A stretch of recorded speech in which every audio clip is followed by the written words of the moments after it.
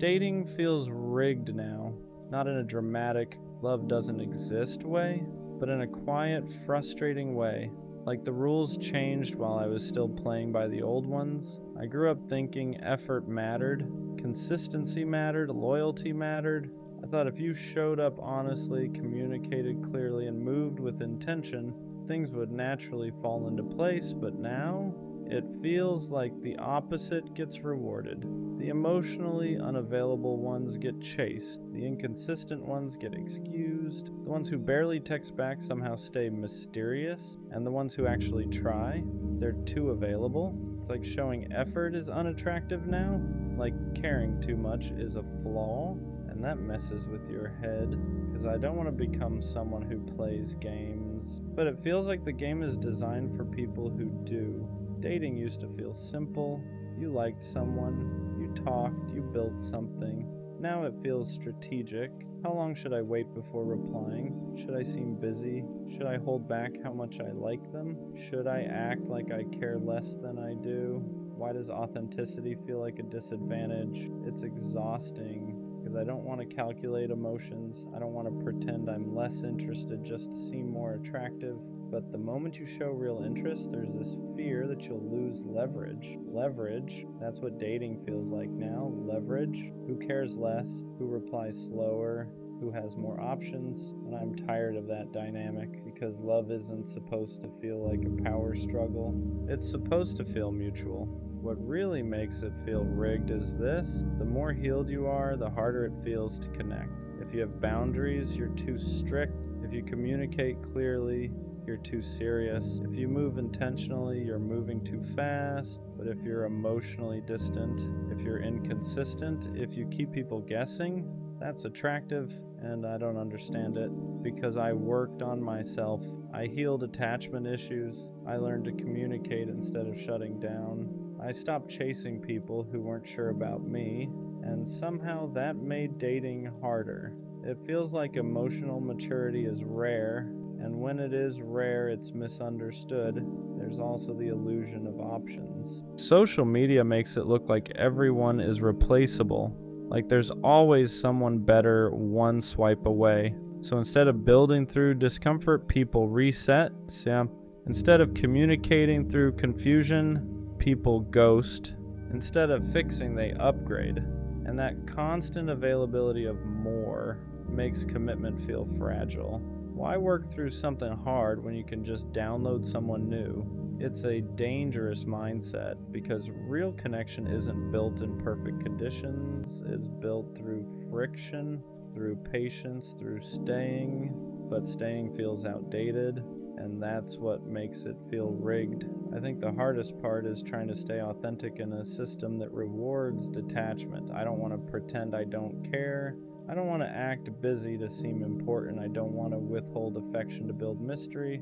But I also don't want to keep feeling like the only one showing up fully, because over time, you start wondering if you need to adapt, if you need to become colder, more distant, more unpredictable, and that's scary, because I don't want dating to change my character. I don't want to start playing games just because everyone else is. Dating feels rigged because effort isn't always matched. You can show up consistently and still get replaced. You can communicate clearly and still get ghosted. You can be loyal and still get cheated on.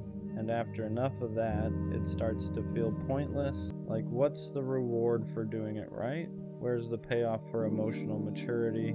But maybe that's the wrong perspective. Maybe dating isn't rigged. Maybe it's filtering. Maybe the people who run from consistency are showing you they aren't built for it. Maybe the ones who disappear at the first sign of depth were never ready for it. And maybe the frustration is proof that you've outgrown surface level connections. Still, it's tiring. Tiring to reintroduce yourself, tiring to explain your intentions, tiring to build from scratch, tiring to stay optimistic when patterns repeat, because every time something doesn't work out, you question yourself. Am I too much, too intense, too available, too honest? And when those questions stack up, dating stops feeling exciting. It starts feeling like a test you didn't study for. But here's something I'm starting to realize. The right person won't make dating feel like strategy. They won't reward detachment. They won't require you to care less to keep them interested. They won't need games to stay engaged. With the right person, effort won't feel like a disadvantage, it'll feel matched. And maybe that's rare, but rare doesn't mean impossible, it just means selective. Dating feels rigged when you're trying to build something real in a culture that normalizes temporary, but I refuse to downgrade my standards just to fit in. I refuse to act uninterested just to attract interest. I refuse to pretend I don't want something meaningful, because I do, and I'd rather struggle finding something real than succeed at something shallow. Dating feels rigged, but maybe it's only rigged for people who want depth, because depth requires patience, it requires alignment, it requires two people who are equally ready, and that combination isn't common. So maybe it's not rigged, maybe it's just rare, and rare takes time. I won't become colder just to win. I won't play detached just to feel chosen. I'll stay intentional, even if it means slower, because the right connection won't reward games, it'll reward honesty. And when that happens, dating won't feel rigged anymore.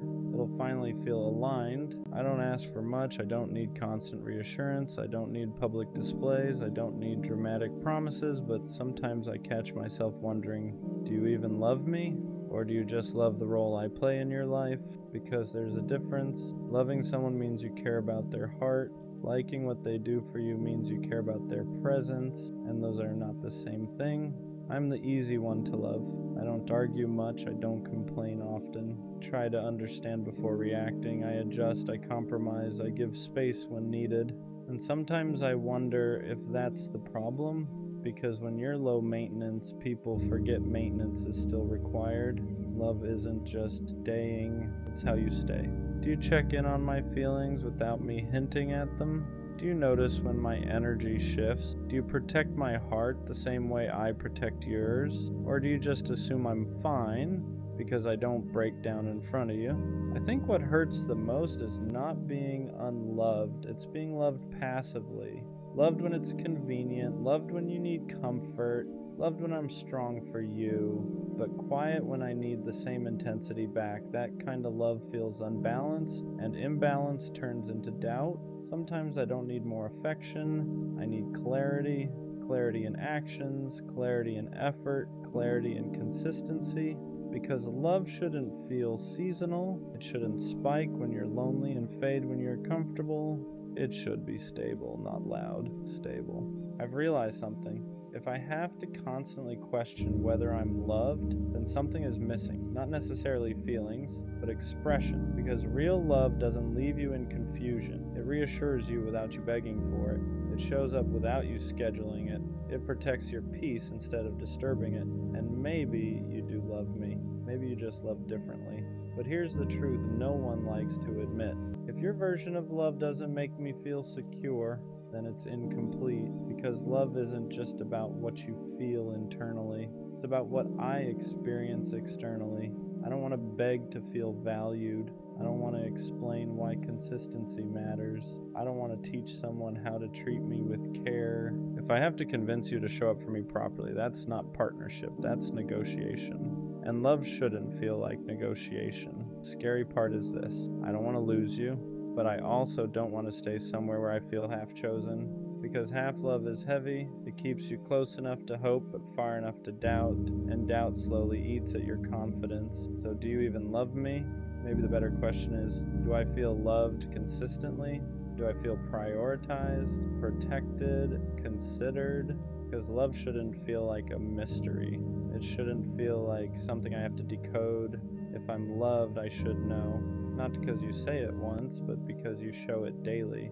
And if I ever have to keep asking myself whether I'm loved, that might mean I deserve a love that doesn't make me question it at all. No isn't the worst thing a girl can say, but the worst thing a girl could do is to pretend to like you or love you, get you attached, treat you like her boyfriend, and tell you she's not ready for a relationship. Shawty just played you like she's playing Animal Crossing. there was an Olympic sport for getting played, best believe you would have gotten a gold or bronze medal. Y'all didn't even get past the talking stage. She dragged it out like this was 13 reasons why. If this was me, finding her would be as easy as trying to find the one piece. This type of disrespect is something you can't tolerate. The woman species now makes your blood boil. Talking to girls romantically is something you don't even want to hear about. This is the type of pain and heartbreak that will have you up at 3 a.m. doing 3 sets of 20 push-ups while thinking of ways to change your life around. This is the type of pain that makes you want to get rich and conquer the world. After this type of foolery, she might have turned you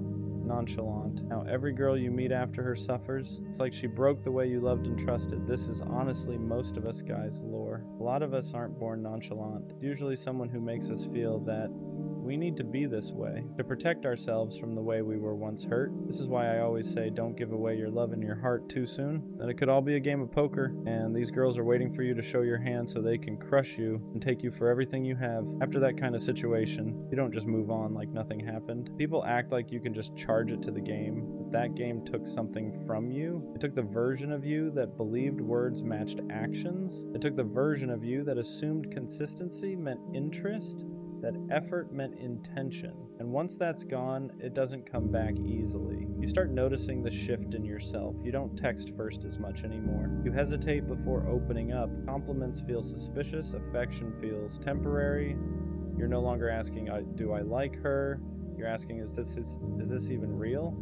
And that question follows you into every new connection, even with people who haven't done anything wrong. That's the unfair part. One person plays with your feelings, and suddenly everyone after them has to deal with the damage. You become guarded, distant, almost emotionally lazy, not because you don't care, but because caring once cost you too much. You learn that giving your heart too early can turn into a lesson you never asked for. And late at night, that's when it really hits. When the distractions are gone, when you're alone with your thoughts, that's when the anger shows up, not just at her, but at yourself, for ignoring the red flags, for believing potential instead of patterns, for staying when deep down something felt off. That anger fuels change, but it can also harden you if you're not careful. A lot of guys turn that pain into motivation. Gym sessions at ungodly hours, obsessing over goals, wanting to level up in every area of life. And while growth is good, it's important to recognize where it's coming from. Are you improving because you want more for yourself? Because you're trying to prove you were worth choosing? That experience becomes part of your story, your lore, not to victimize you, but to explain why you move the way you do now, why you don't fall as fast, why you keep your guard up, why you test people before trusting them. You weren't born this way. Someone taught you to protect yourself, and the real lesson isn't to stop loving. It's to stop giving your heart to people who haven't earned access to it yet. What really messes with you is realizing she probably didn't think it was that deep. To her, it was just talking, just vibes, just something to pass the time. But to you, it was hope. It was imagination. It was planning things in your head you never even said out loud. And that imbalance is where the damage happens. One person is casually passing time, the other is slowly building attachment. You replay moments looking for answers. The good mornings, the late replies that still felt warm, the way she acted like she cared without ever committing to it, and you start asking yourself if you imagined it all, if you read too much into things, if you're the problem for feeling deeply in a world where people stay shallow on purpose. That's when trust starts cracking, not just trust in others, but trust in yourself. You stop believing your intuition because last time it led you straight into disappointment. So now you second guess everything. Is she flirting or just being nice? Does she actually like me or just like the attention? You become hyper-aware, constantly scanning for signs that history is about to repeat itself. And the worst part is how it rewires your expectations. You go into new situations already bracing for impact, already assuming it won't last, already preparing for the moment they pull back and say they're not ready. So instead of enjoying the present, you're always waiting for the drop, always half gone even when you're still there. This is how people become emotionally unavailable without meaning to, not because they don't want love, but because love once felt like a setup, like something that was offered just to be taken away. So you start protecting yourself in quiet ways. You don't get excited too fast, you don't express how much you care. You keep things surface level until someone proves they're different. But here's the truth, nobody tells you. What happened to you wasn't weakness. It was sincerity meeting someone who didn't know what they wanted. And that doesn't mean you should stop being sincere. It just means you have to be be more selective with who you give that version of yourself to. After that kind of situation, something shifts in you. You're not loud about it, you don't announce it, but you feel it in the way you move. You stop leading with your heart and start leading with caution. You don't text first as much, you don't double text. You don't let yourself get excited over potential anymore. You tell yourself it's maturity, but deep down, it's fear wearing a calmer face. You start believing that caring less is safer, that being detached is smarter, that if you never let anyone get too close, they can't pull the rug from under you again. So you keep people at arm's length, you flirt without intention, you talk without expectation, you convince yourself this is control, but really it's armor. And sometimes you miss the old you, the version of you that loved freely, that didn't overthink every reply, that didn't feel embarrassed for being excited about someone. You miss how deeply you used to feel before it backfired.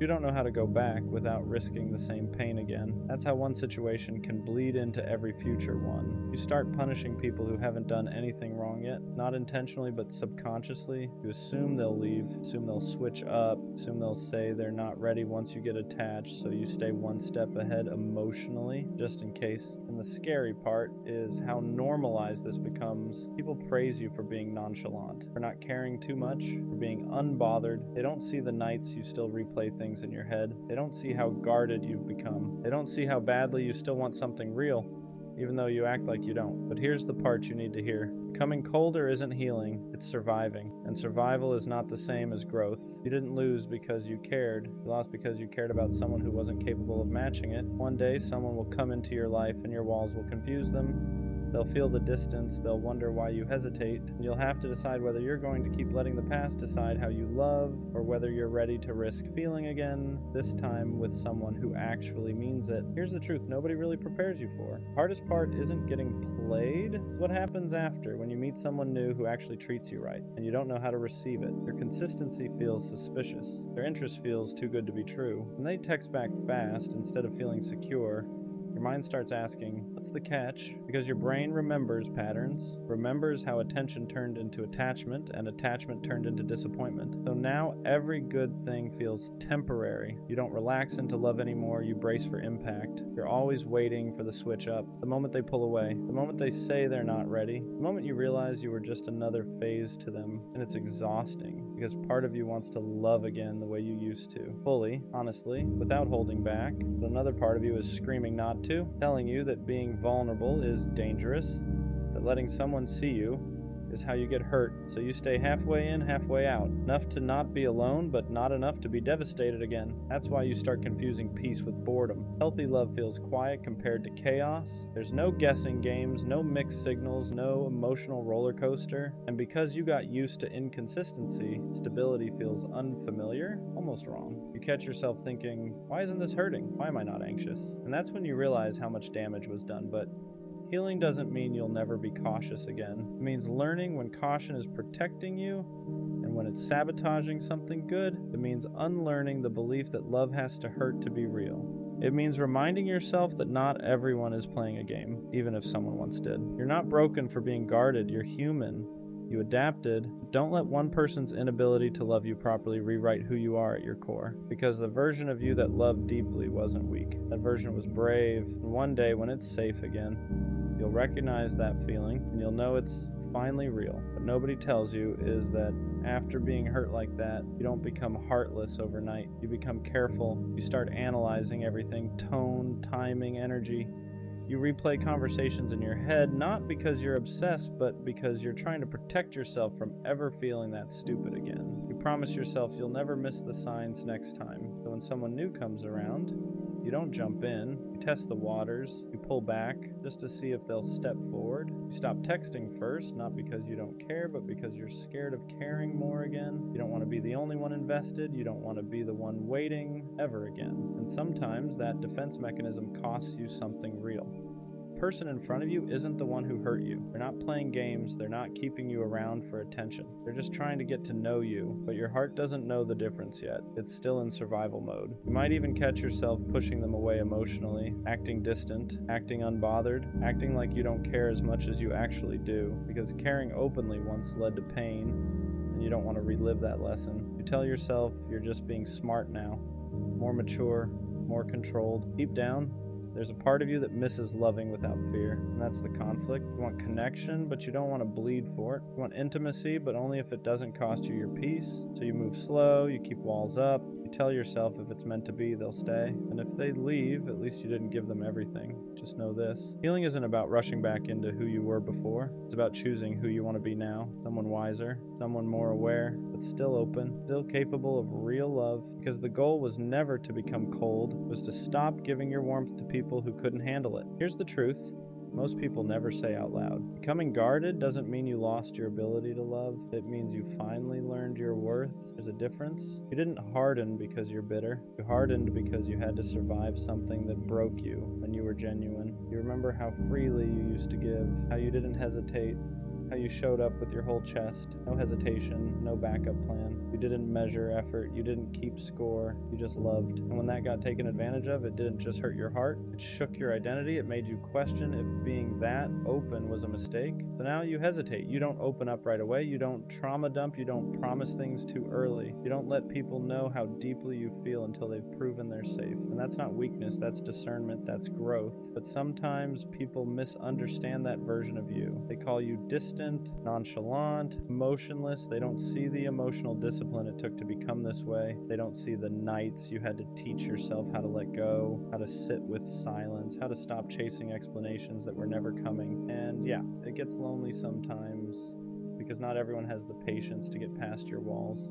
Not everyone understands that consistency matters more to you now than words. That effort means more than promises. That actions are the only language you really trust. The right person won't rush you. They won't demand access to parts of you they haven't earned. They won't punish you for protecting yourself. They'll understand that loving you means moving at your pace, showing up even when you don't ask, being steady when you're cautious. You're not broken. You're recalibrated. You didn't lose your softness. You just learned to aim it better. And one day, when someone proves they can handle your heart without hurting it, you'll feel it, because you'll want to open up again. Not out of fear of losing them, but because it finally feels safe to stay. What people don't realize is that the walls you built weren't meant to keep love out. They were meant to keep the wrong people from walking in and wrecking everything again. You didn't wake up one day and decide to be distant. You became distant after explaining yourself one too many times to people who never listened, after forgiving things you never should have had to forgive, after loving someone who treated your heart like something disposable. There was a version of you that believed effort would always be met halfway, that if you just loved harder, communicated better, stayed patient longer, things would work out. And when that belief collapsed, it didn't collapse quietly, it shattered, because you weren't just mourning a person, you were mourning the version of yourself that thought love was always safe. So now you watch patterns, you notice energy shifts, you pay attention to how people show up when it's inconvenient, not when it's easy. You don't get attached to potential anymore. You don't romanticize promises. You wait to see if words and actions line up, and if they don't, you detach without explaining yourself the way you used to. Some people call that cold, but it's not. It's clarity. You're tired of giving the benefit of the doubt to people who already showed you who they were. You're tired of staying loyal to people who only kept you around when it benefited them. You're tired of feeling stupid for caring too much, so you stopped overextending. You stopped proving. You stopped begging to be chosen. And yeah, sometimes you miss how deeply you used to feel. Sometimes you miss how excited you got, how hopeful you were.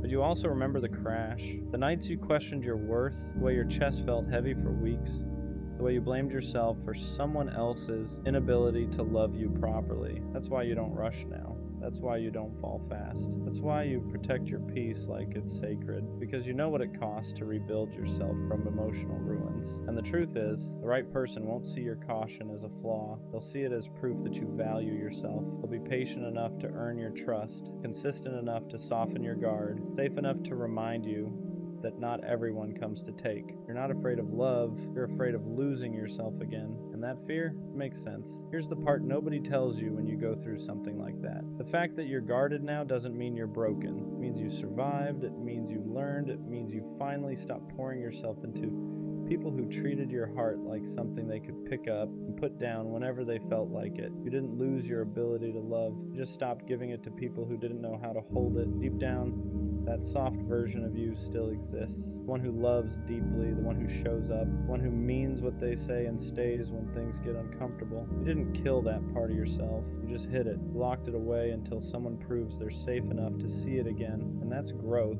because love isn't about giving everything immediately anymore. It's about watching how someone treats your time, your effort, your vulnerability. It's about noticing if they stay consistent when there's nothing to gain, if they choose you when it's inconvenient, if they respect your boundaries instead of testing how far they can push them. You're not asking for perfection now. You're asking for honesty, for effort that doesn't disappear, for reassurance that doesn't feel forced, for a connection that doesn't make you feel anxious, confused, or small. And the right person won't make you feel like you have to guard yourself forever. They won't rush you. They won't pressure you to open up faster than you're ready. They'll understand why you hesitate, why you question, why you move slower than before, because they won't see your past as baggage. They'll see it as context. One day, someone will come into your life, and instead of triggering your fears, they'll quiet them. Instead of making you overthink, they'll bring peace. Instead of making you feel like you have to protect yourself, they'll make you feel protected. Until then, it's okay to choose yourself. It's okay to walk away faster. It's okay to protect your heart. You're not cold. You're not heartless. You're just done bleeding for people who never planned to stay. And when love comes again, it won't break you, because this time, you know your worth. I'll be gone one day. Not in a dramatic way. Not as a threat. Not as a goodbye. Just as a fact. One day, I won't be this accessible. I won't be this available. I won't be this version of me. And sometimes I wonder, will people notice? Will they realize what I carried, what I gave, what I stayed through? Or will it only make sense when I'm not around to do it anymore? It's strange feeling invisible while you're still here. You show up, you check in, you stay consistent, you carry conversations, you give effort, you hold things together quietly, but it feels expected, like your presence is normal, like your loyalty is assumed, like your effort is just background noise. And that's when the thought creeps in. If I stopped doing this, if I pulled back, if I disappeared, would anyone feel the shift? Or do people only realize what you meant after you're no longer there to give it? Being the strong one rarely gets applauded. You're the one people vent to, the one who keeps it together, the one who doesn't break down publicly. So they assume you're fine.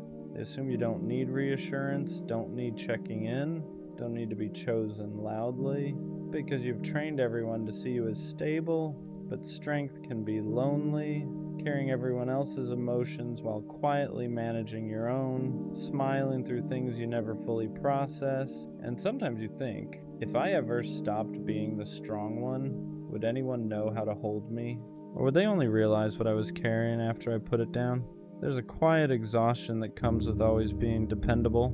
You don't cancel, you don't disappear, you don't make people question where they stand with you. You're solid. And because of that, people get comfortable. They assume you'll always answer, always show up, always understand. But no one asks how much it costs you.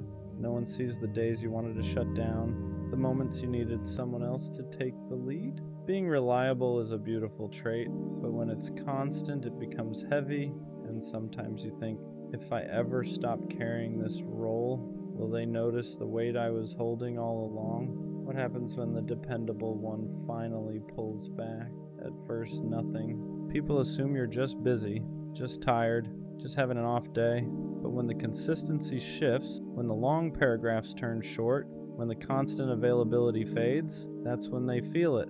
The silence hits different when it's coming from the one who never used to go quiet. And suddenly they notice what you used to do, the way you checked in first, the way you kept things from falling apart, the way you made everything feel steady.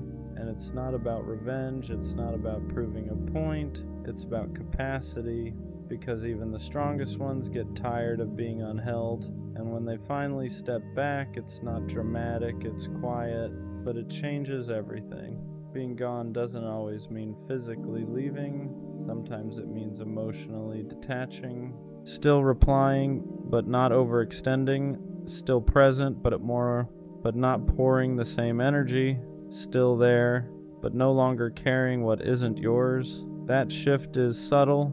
You don't announce it, you don't explain it, you just stop overgiving. And the people who were used to your full capacity start to feel the difference, because now you're protecting your energy instead of offering it endlessly. You're choosing peace over being needed, and sometimes that's the real goodbye.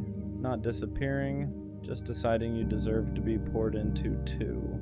Being gone one day might not mean disappearing. It might mean evolving, becoming a version of yourself that not everyone gets access to anymore.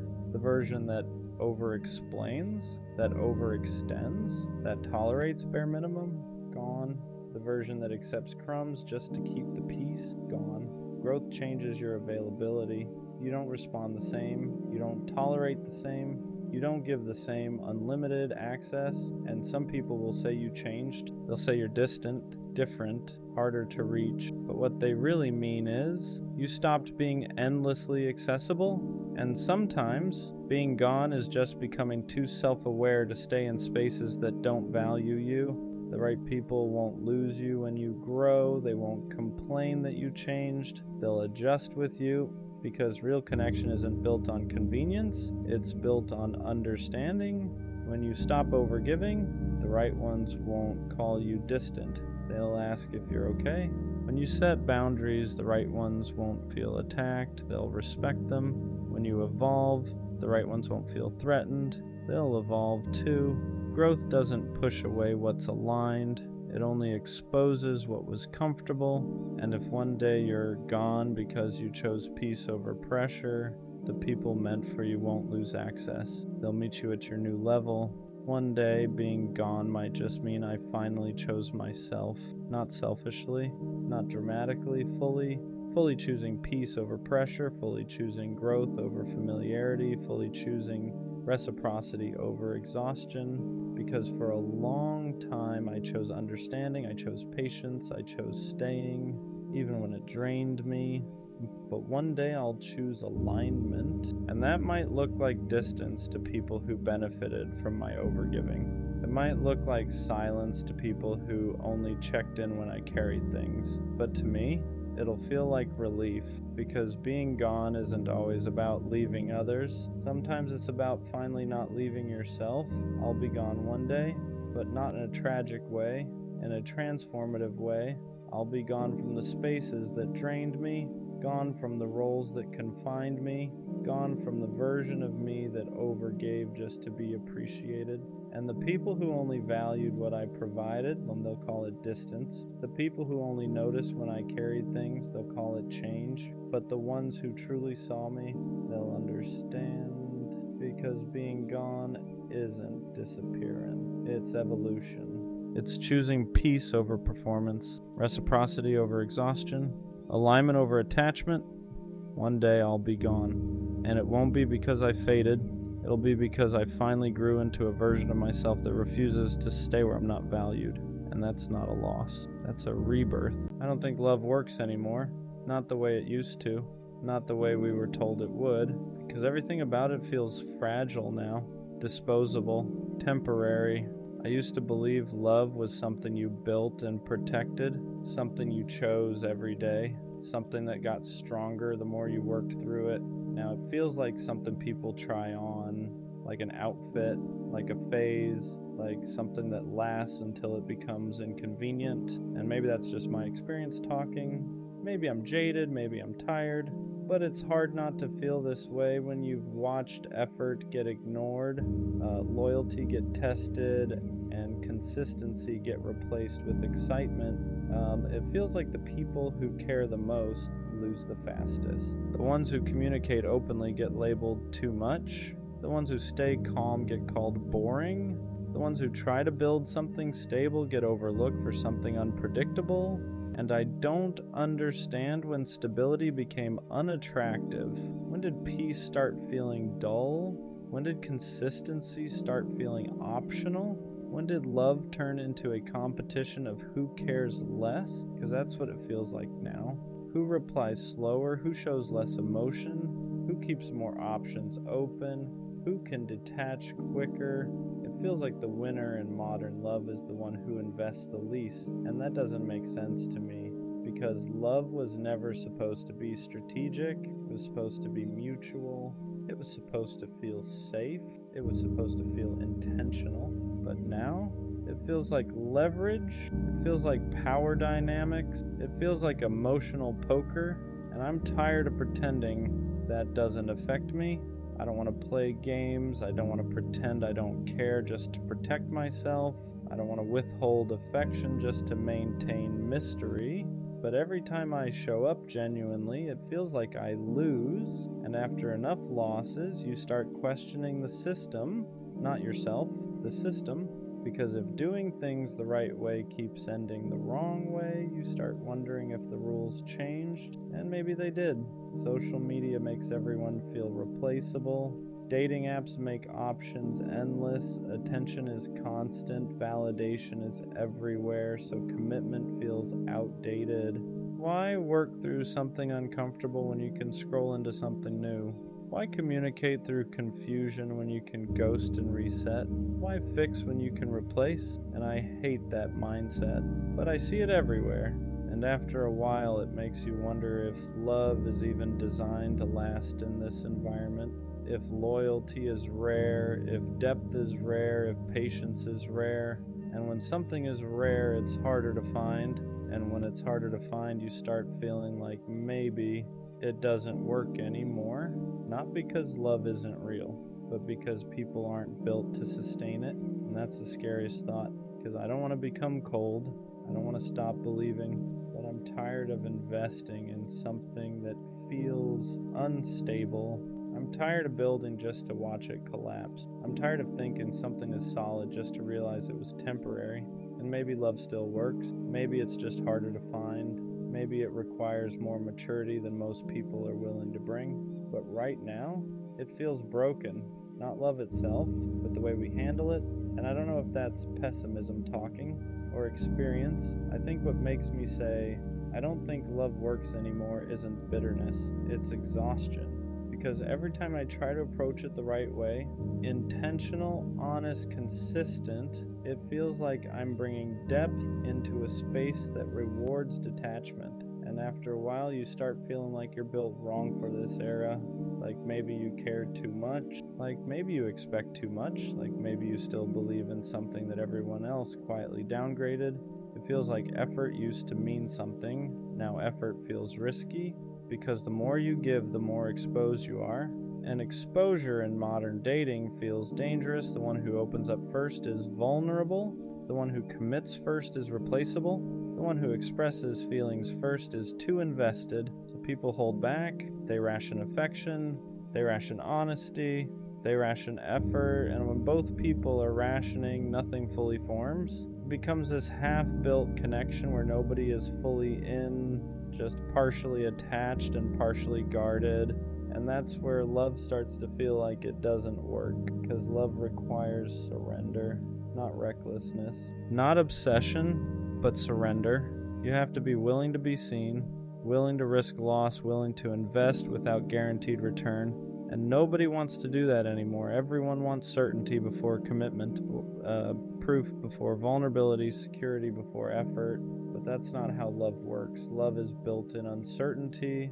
It's built in risk. It's built in choosing someone without knowing the full outcome. And we live in a time where uncertainty feels intolerable. We want options. We want backups. We want insurance. So instead of building depth with one person, we keep one foot out the door just in case. And you can't build something real with one foot already outside. That's why it feels broken. Not because love itself stopped working, but because we approach it defensively now. And I get it. People have been hurt. People have been betrayed.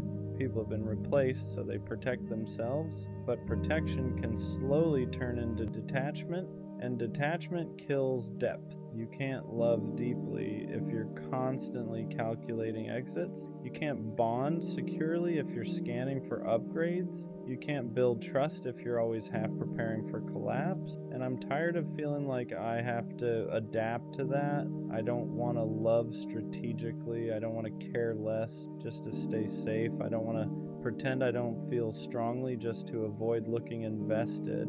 But when you keep getting hurt for showing up fully, you start wondering if maybe the world rewards the opposite. And that's where the doubt creeps in. Maybe love doesn't work anymore because too many people are operating from fear instead of intention. Too many people want the feeling of love without the responsibility of it. They want butterflies, but not boundaries, excitement, but not effort, chemistry, but not consistency, and chemistry fades without consistency. Excitement fades without stability. Butterflies disappear when there's no structure holding them, so relationships collapse, and instead of reflecting, people reset, and the cycle continues. And when you've seen that cycle enough times, it's hard not to feel like something fundamental shifted. Like the culture around love changed. Like commitment feels heavier now. Like loyalty feels optional. Like patience feels outdated. And maybe I'm wrong. Maybe there are still people who believe in depth. Maybe there are still people who value stability. Maybe there are still people who don't treat connection like it's disposable. But when your personal experiences keep showing the opposite, it's hard to stay optimistic. It's hard to believe love worked when everything around it feels temporary. And I don't want to lose faith, but I also don't want to keep pretending it's easy, because it's not anymore, and maybe love still works, but maybe it only works when two people are equally ready to stop playing defense, and that combination feels rare, not impossible, just rare, and rare takes patience, and patience feels hard when you've already invested so much of it before. So yeah, right now it feels broken, but maybe what's broken isn't love. Maybe it's how we've learned to approach it, and that might be fixable, but only if both people are willing to actually build instead of constantly preparing to leave. Maybe the real reason I don't think love works anymore is because it feels like timing is always off. You meet someone who seems aligned, you connect, you talk for hours, you feel understood, and then something small shifts. Not dramatic, not explosive, just subtle. They pull back slightly. Energy changes, consistency drops, and instead of addressing it directly, things fade. That's what modern love feels like. Not endings, fading, no real closure, no real confrontation, just gradual detachment, and it leaves you questioning everything. Did I imagine the connection? Did I misread the depth? Did they ever feel it the way I did? Because when something ends without clarity, your mind fills in the blanks, and most of the time the blanks aren't kind. You start blaming yourself. Maybe I was too much, maybe I wasn't enough, maybe I moved too fast, maybe I didn't move fast enough, and that mental spiral gets exhausting. Love starts feeling like a puzzle with missing pieces. Like no matter how carefully you approach it, something unpredictable shifts. And maybe that unpredictability is what makes it feel broken, because love requires stability to grow. You can't build something meaningful on inconsistent ground. You can't plant something deep in unstable soil. And right now, everything feels unstable. People are distracted. Attention spans are shorter. Validation is constant. It's hard to compete with instant dopamine, because love isn't instant dopamine. It's slow burn. It's repetition. It's routine. It's choosing someone again and again, even when the excitement settles. And we live in a culture that constantly chases the next high. So once comfort replaces adrenaline, people confuse it with boredom. Once peace replaces intensity, people think something's missing. But peace isn't missing something. Peace is the goal. And maybe that's why love feels like it doesn't work anymore. Because people are chasing sparks instead of substance. They want fireworks every day, but fireworks aren't sustainable. They're loud, they're bright, they're temporary. Real love isn't fireworks, it's foundation, and foundations aren't flashy. They're steady, and steady doesn't trend well. Steady doesn't go viral. Steady doesn't give you constant emotional spikes, but steady is what lasts. And maybe we forgot that. Maybe we've confused intensity with compatibility. Maybe we've confused excitement with alignment. Maybe we've confused attention with affection. And when those illusions fade, people assume love failed, but maybe love didn't fail. Maybe expectations did. Still, it's hard not to feel tired, because every time you start believing in something new, you're also bracing for impact. You don't enter connections open anymore. You enter them cautiously, guarded, prepared, and that guarded energy changes everything, because love thrives in openness, and guarded hearts can't fully attach. So it becomes this cycle. People get hurt, they protect themselves, they enter something new with walls up. The connection never fully forms, it collapses. They say, see, love doesn't work. But maybe the walls are the problem. Maybe we're all trying to avoid pain so aggressively that we're also avoiding depth. And I don't know how to fix that, because I understand why people guard themselves. I do it too. After enough disappointment, you start building armor, but armor blocks connection just as much as it blocks harm. And that's the dilemma. How do you stay open in a world that keeps showing you how easy it is to be replaced? How do you trust when you've seen how quickly people move on? How do you believe in permanence when everything feels temporary? Those questions don't have easy answers. And that's why sometimes it feels easier to just say, love doesn't work anymore. Because admitting it feels broken, feels safer than admitting you're still hoping it does. And maybe that's the truth. Maybe I don't actually think love is broken. Maybe I'm just scared that I won't find someone who approaches it the way I do. Someone who values depth over dopamine, stability over sparks, consistency over chaos. Because if that kind of person still exists, then maybe love still works. It's just rare. And rare feels invisible when you've only experienced the opposite. So maybe love isn't broken. Maybe the way we approach it is. And maybe the real challenge isn't finding love. It's finding someone who isn't playing defense the whole time, because love can't work if both people are preparing for it to fail. It only works when both decide to build, not brace, and that's what I'm still trying to believe. I think what really makes me say love doesn't work anymore is how disposable everything feels. Nothing feels permanent. Not feelings, not promises, not even history. You can spend months building something with someone. Routines, memories, habits, inside jokes, and then one day it's like it never happened. They move on, they reset, they rebrand their life without you in it, and you're left sitting there wondering how something that felt so real could be treated so lightly. It makes you question whether permanence even exists anymore. Because love used to mean endurance. It used to mean working through discomfort. It used to mean fighting for connection when things got complicated. Now it feels like the moment things feel heavy, people exit. The moment conflict shows up, people reconsider. The moment effort is required consistently, people get tired, and I'm not saying everyone is like that. But it's common enough that it starts to feel normal, and when something unhealthy becomes normalized, you start adjusting your expectations, you start lowering standards without even realizing it. You start telling yourself, maybe this is just how it is now, maybe I'm expecting too much, maybe stability is unrealistic. And that's the dangerous part, because once you start believing depth is unrealistic, you start accepting less than you deserve. You start settling for half effort, half commitment, half presence, and half love never feels secure. It feels temporary. It feels like you're constantly on probation. Like you have to maintain value instead of simply being valued, and that's exhausting. Love shouldn't feel like an audition. It shouldn't feel like you're being evaluated weekly. It shouldn't feel like you're one mistake away from being replaced, but that's what modern dating culture does. It keeps everyone slightly disposable because there's always another option, and options change the psychology of commitment. Now, when people feel like there's endless supply, they don't invest deeply.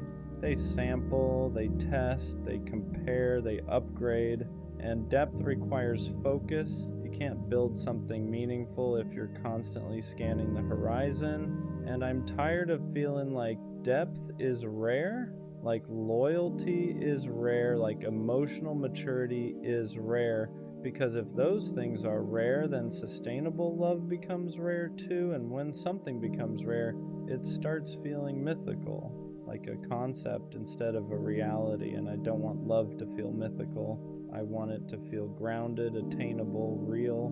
But it's hard to believe in that when everything around you looks temporary. It's hard to stay optimistic when you've watched people replace long-term connections in weeks, when you've seen loyalty get overlooked for excitement, when you've seen communication get labeled as too intense. It makes you question if the qualities you value are even appreciated anymore. And I refuse to become colder just to survive in this environment, but sometimes I understand why people do.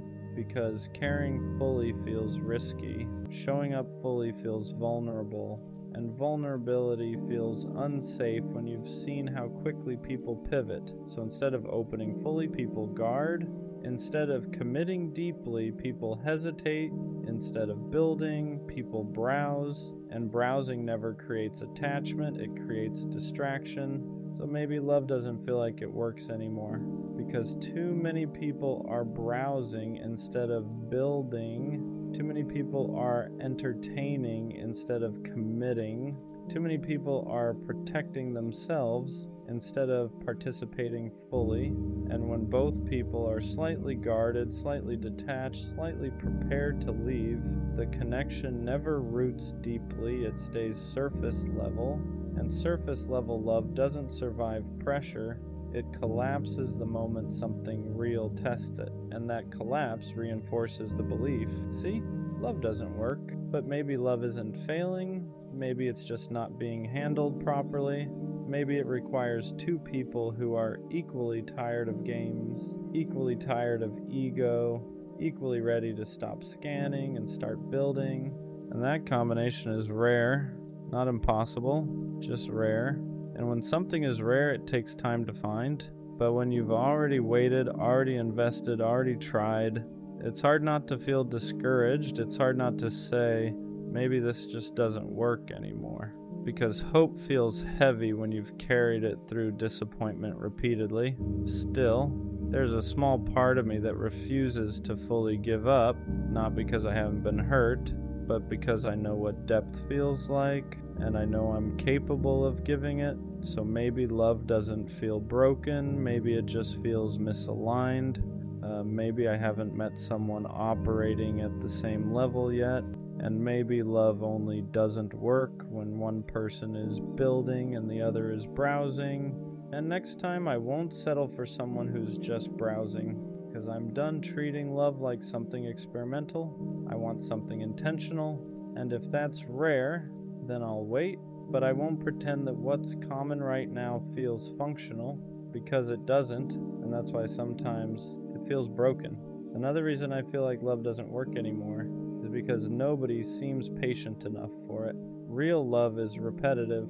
It's waking up and choosing the same person on regular days, not just exciting ones. It's having conversations that aren't aesthetic. It's working through misunderstandings. It's sitting in awkward silence sometimes. It's resolving conflict instead of avoiding it.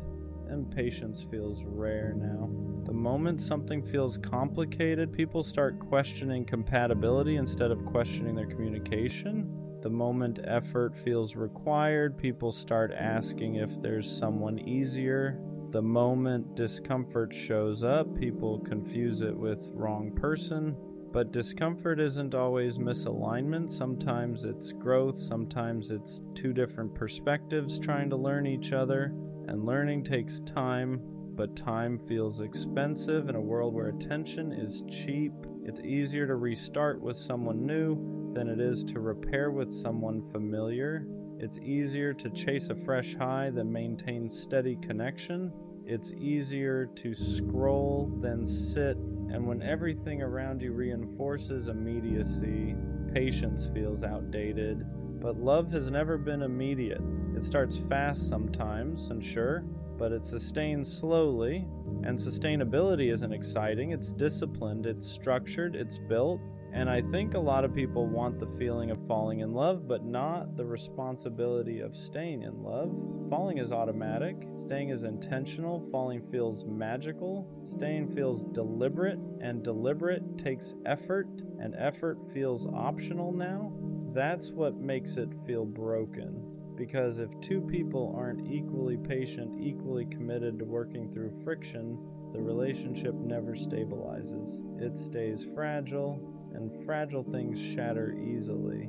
Then everyone says, see, it didn't work, but maybe it didn't work because it was never given time to become strong.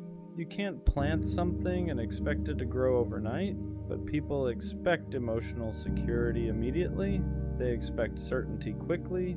They expect perfection early. And when reality shows flaws, they exit instead of adjusting. And after experiencing that enough times, you start questioning whether anyone actually stays long enough to build something durable. It's exhausting to be the only one willing to sit in discomfort and talk it through. It's exhausting to be the only one committed to fixing instead of fleeing. It's exhausting to feel like you're building while the other person is evaluating, and evaluation kills intimacy. Because if someone is constantly assessing whether you're worth it, they're never fully in. They're half invested, half prepared to leave.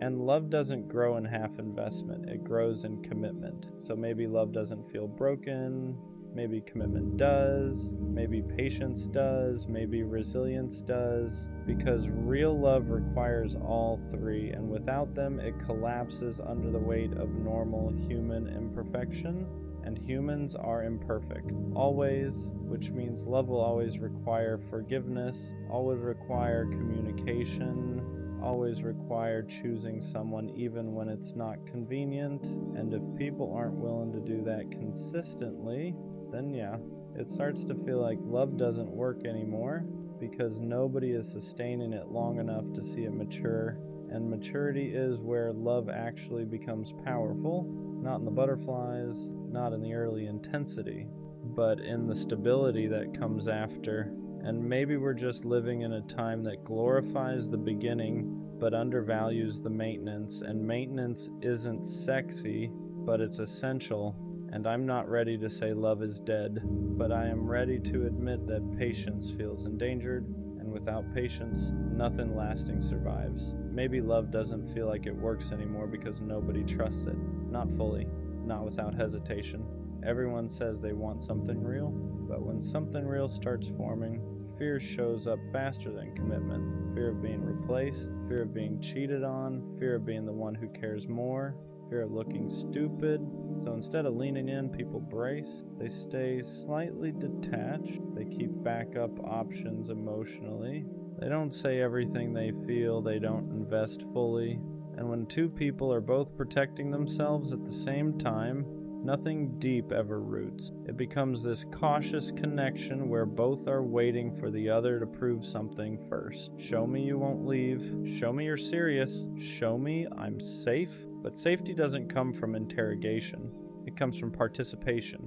And participation requires risk. That's the part that feels lost now. Nobody wants to risk looking foolish for love, but love has always required that.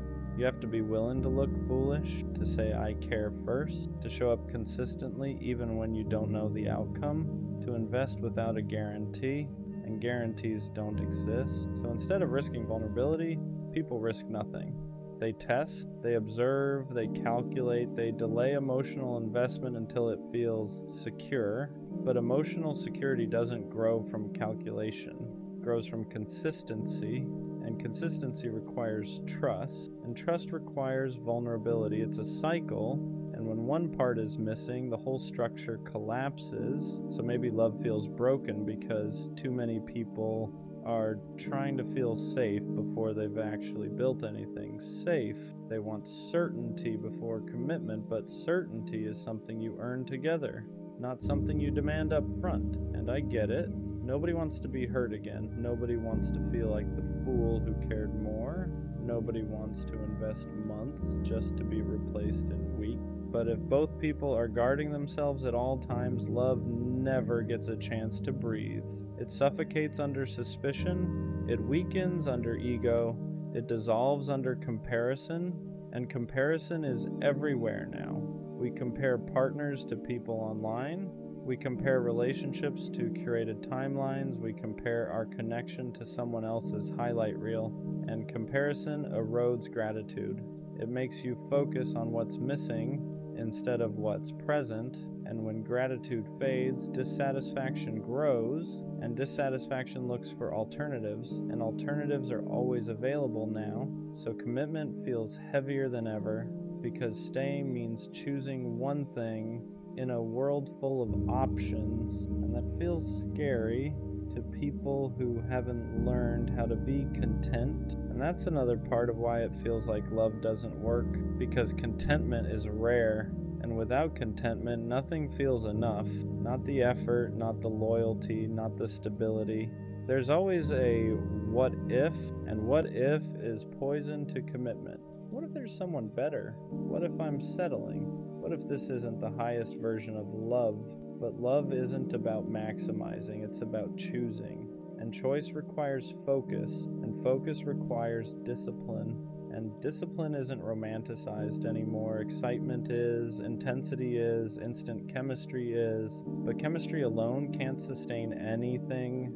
It ignites, it doesn't stabilize, and maybe that's why love feels like it fails. Because people confuse ignition with foundation. They fall fast, they burn bright, they collapse quickly. And then they say, see? Love doesn't work. But maybe what didn't work was patience. Maybe what didn't work was emotional maturity. Maybe what didn't work was two people being equally willing to commit without constantly scanning for something better.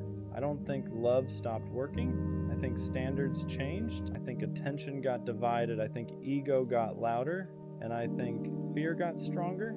And fear makes people protect themselves in ways that sabotage the very thing they want. So when I say I don't think love works anymore, maybe what I really mean is I don't see enough people willing to handle it properly, because love is simple. People complicate it. Love is consistent. People are inconsistent. Love is intentional. People are distracted. And until two people show up ready to be disciplined about connection, not just excited about it, it's going to keep feeling unstable. And that's exhausting, because I don't want to approach love like a risk assessment. I want to approach it like a build. But building requires two architects, not one builder and one evaluator. And maybe that's the real challenge, not finding love, but finding someone who isn't quietly preparing for it to fail. Because love only doesn't work when someone stops working at it. And too many people stop the moment it requires effort instead of adrenaline. And I'm tired of adrenaline. I want foundation. And until I find someone who wants foundation too, it's gonna feel broken. Another reason it feels like love doesn't work anymore is because people are addicted to potential more than presence. They fall in love with what something could be instead of what it actually is. They fall for the idea, the fantasy, the imagined future. But when reality sets in, flaws, habits, differences, instead of adjusting expectations, they downgrade the connection. It's like people want perfection in a human body, and humans aren't perfect. So the moment imperfection shows up, doubt follows. She could be better. He could be more. This might not be the best I can get. And that mindset destroys contentment. Because if you're always wondering if something better exists, you'll never water what's in front of you. You'll keep browsing instead of building. And browsing doesn't create depth. It creates comparison. And comparison slowly poisons appreciation. You stop seeing what someone does for you. You focus on what they don't. You stop valuing consistency. You crave excitement. And excitement is unstable. Love isn't built on constant excitement. It's built on reliability. And reliability feels boring if you're addicted to adrenaline. That's the uncomfortable truth. Some people don't want peace. They want chaos that feels passionate. They want intensity that feels cinematic. They want love to look like a movie, dramatic, emotional, unpredictable, but real love is structured. It's routine. It's sometimes quiet, and quiet doesn't trend. Quiet doesn't feel thrilling, but quiet is secure.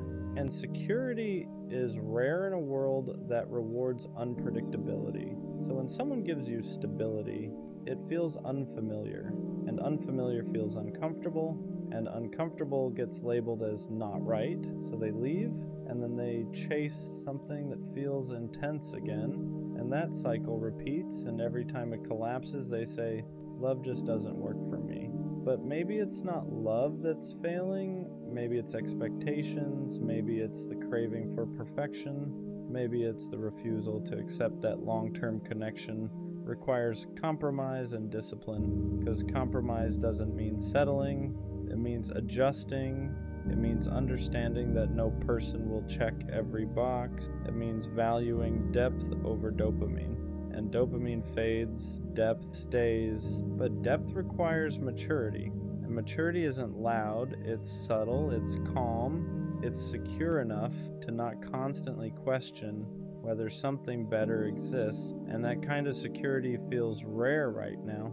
It feels like people want love to feel good every second, but no connection feels good every second. There are misunderstandings, bad days, moments of frustration, and if someone expects constant emotional highs, they'll leave the moment it feels neutral. And neutral isn't bad.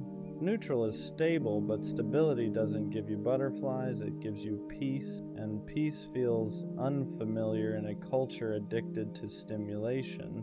So yeah, sometimes it feels like love doesn't work anymore because people don't recognize it. When it's calm, they mistake chaos for chemistry. They mistake unpredictability for passion.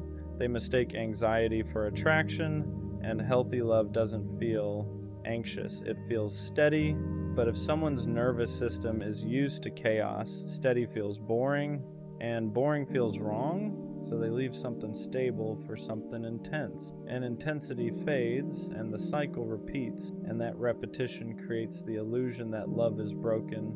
But maybe what's broken is the way people define it.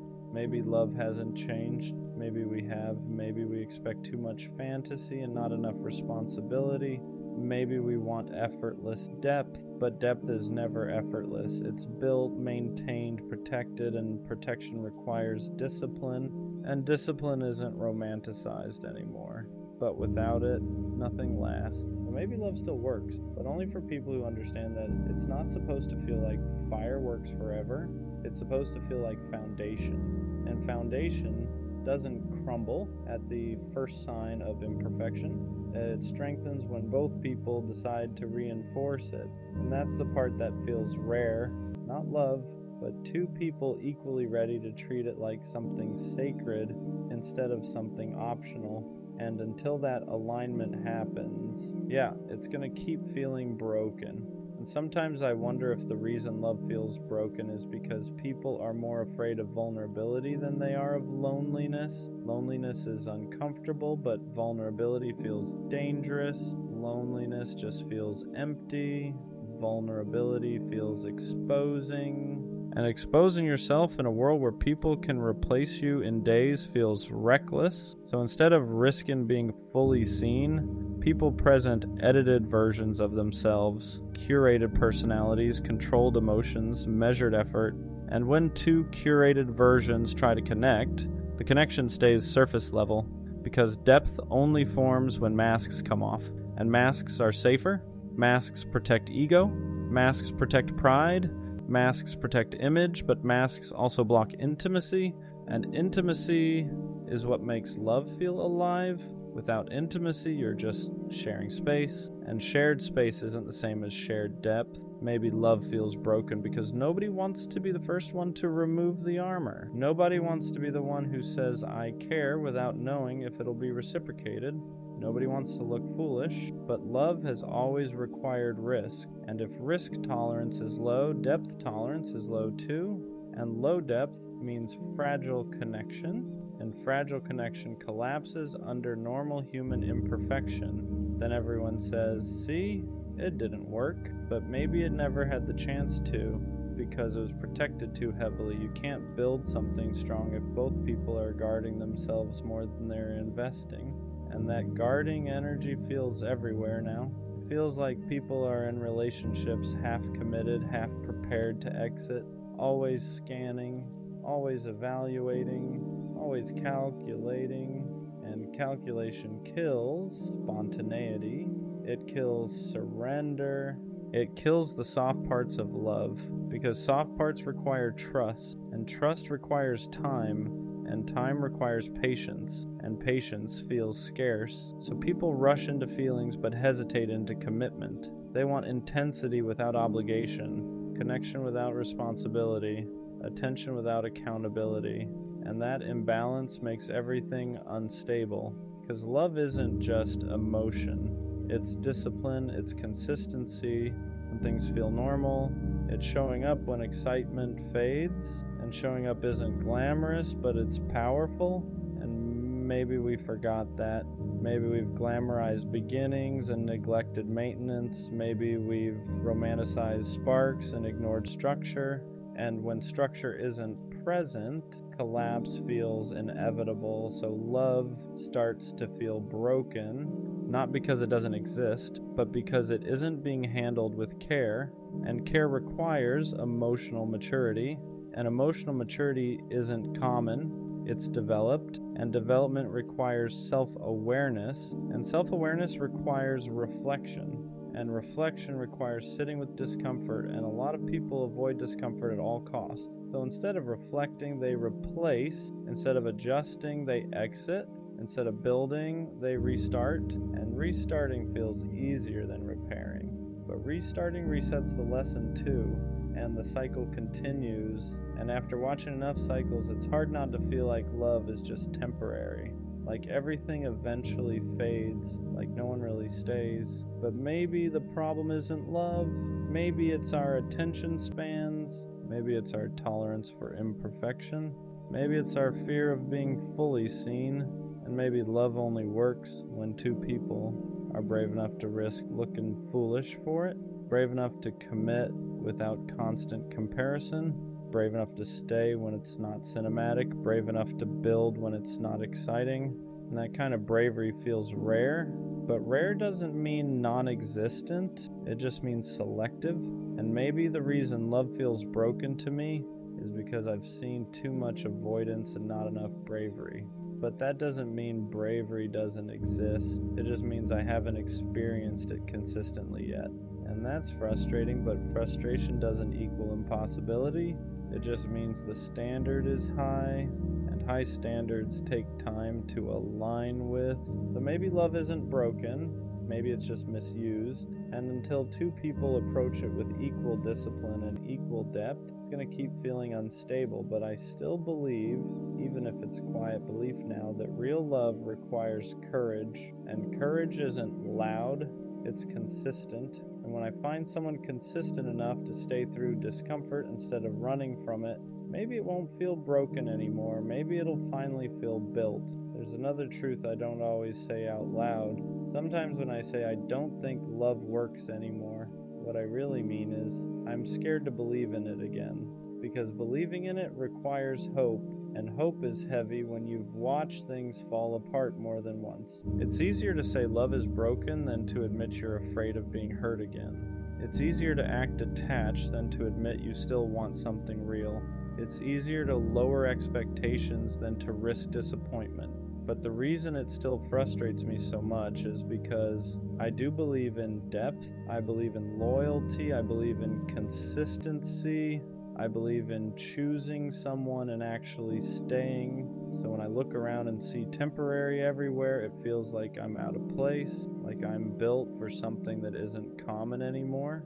And that can make you feel isolated, because you start wondering if you're unrealistic, if you expect too much, if maybe you're the one who needs to adapt. But adapting to a culture that treats connection lightly feels like losing something essential. And I don't want to lose that. I don't want to become someone who loves halfway. I don't want to become someone who keeps emotional backups. I don't want to become someone who leaves at the first sign of discomfort. But when you keep getting hurt for caring deeply, you start questioning if depth is sustainable. You start questioning if maybe emotional availability is a liability. And that's where it starts to feel broken, because when emotional maturity feels like a disadvantage, something is misaligned. If being honest gets you labeled as too intense, if being consistent gets you labeled as too predictable, if being loyal gets you taken for granted, then it feels like the traits that build love aren't valued anymore. And that's exhausting because I don't want to play a game where detachment wins. I don't want to pretend I don't care just to maintain power. I don't want to approach relationships strategically. I want to approach them intentionally. And intentional love requires two people who are equally committed to depth, not one person building and one person browsing, not one person healing and one person distracting, not one person fighting and one person evaluating, two people building together. And maybe that's why it feels broken, because alignment like that feels rare. Not because it doesn't exist, but because it requires both people to be self-aware enough to recognize what they're building.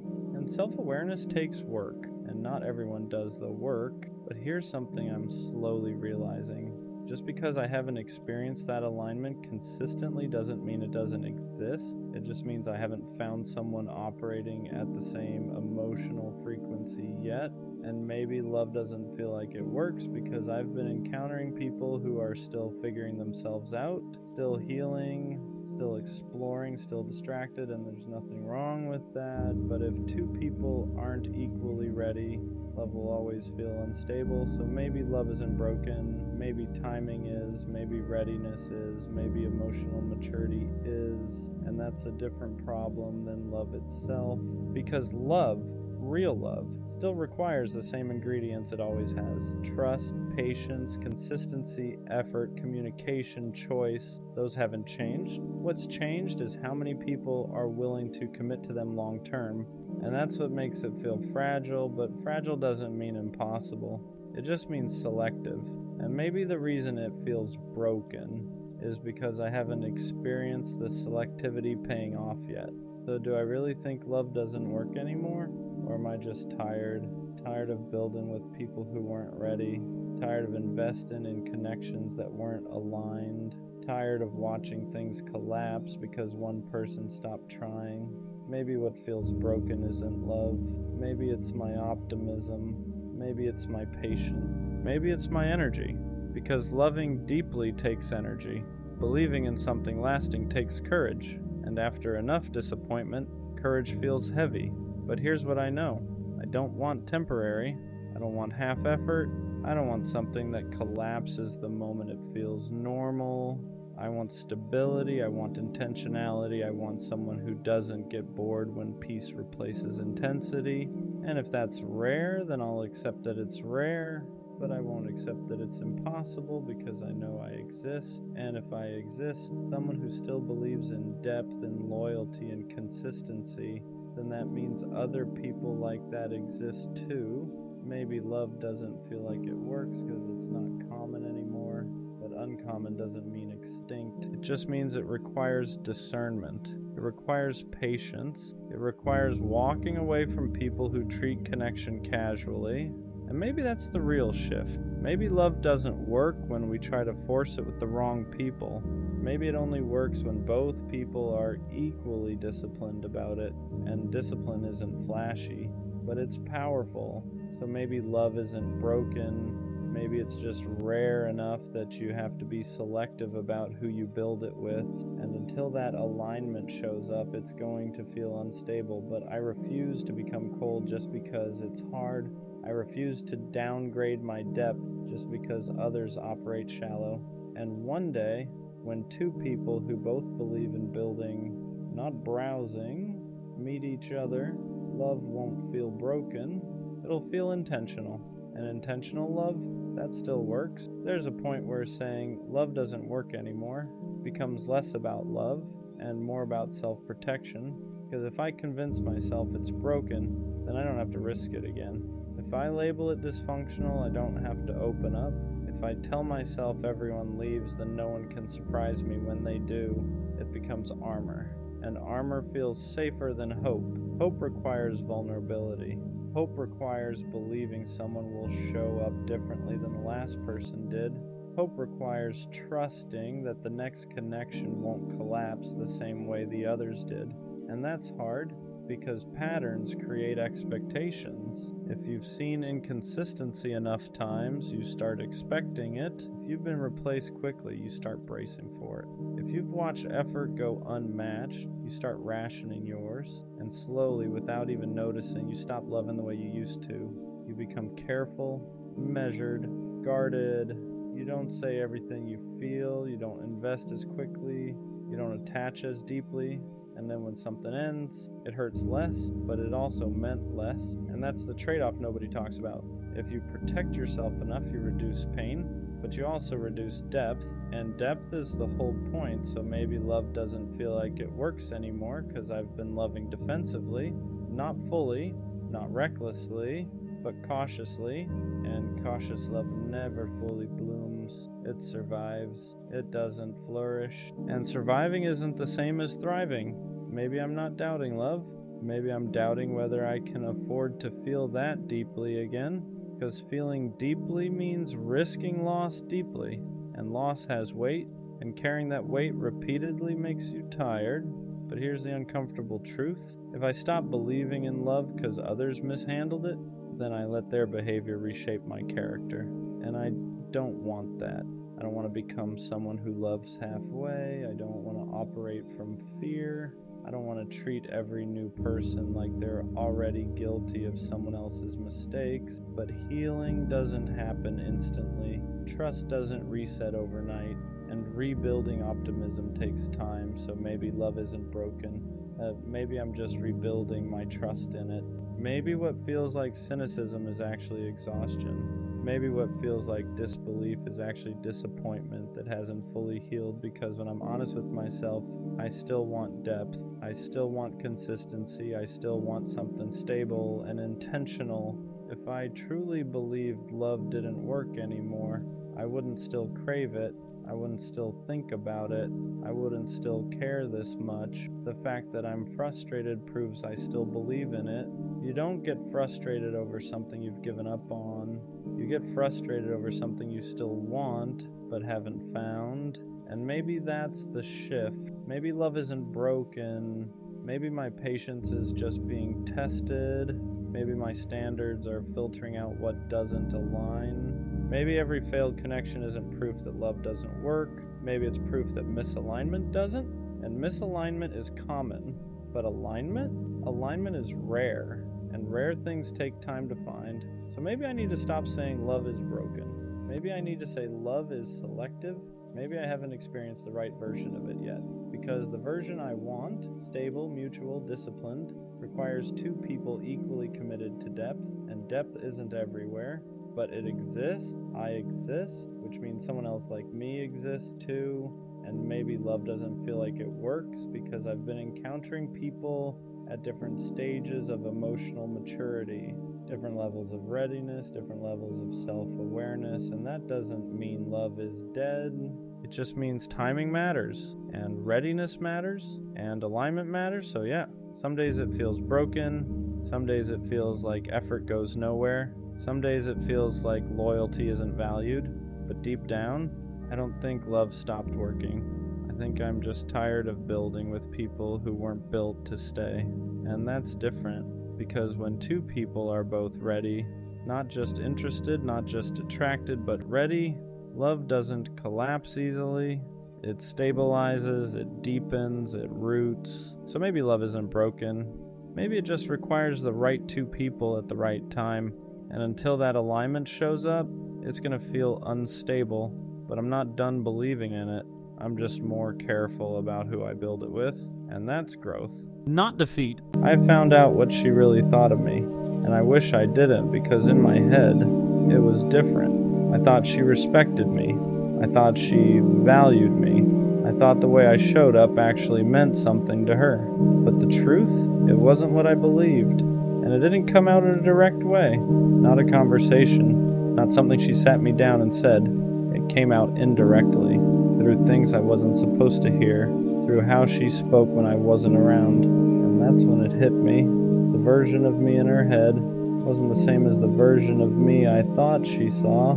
At first I didn't want to believe it because it didn't match how she acted around me. with me, she seemed calm, interested, like she actually cared.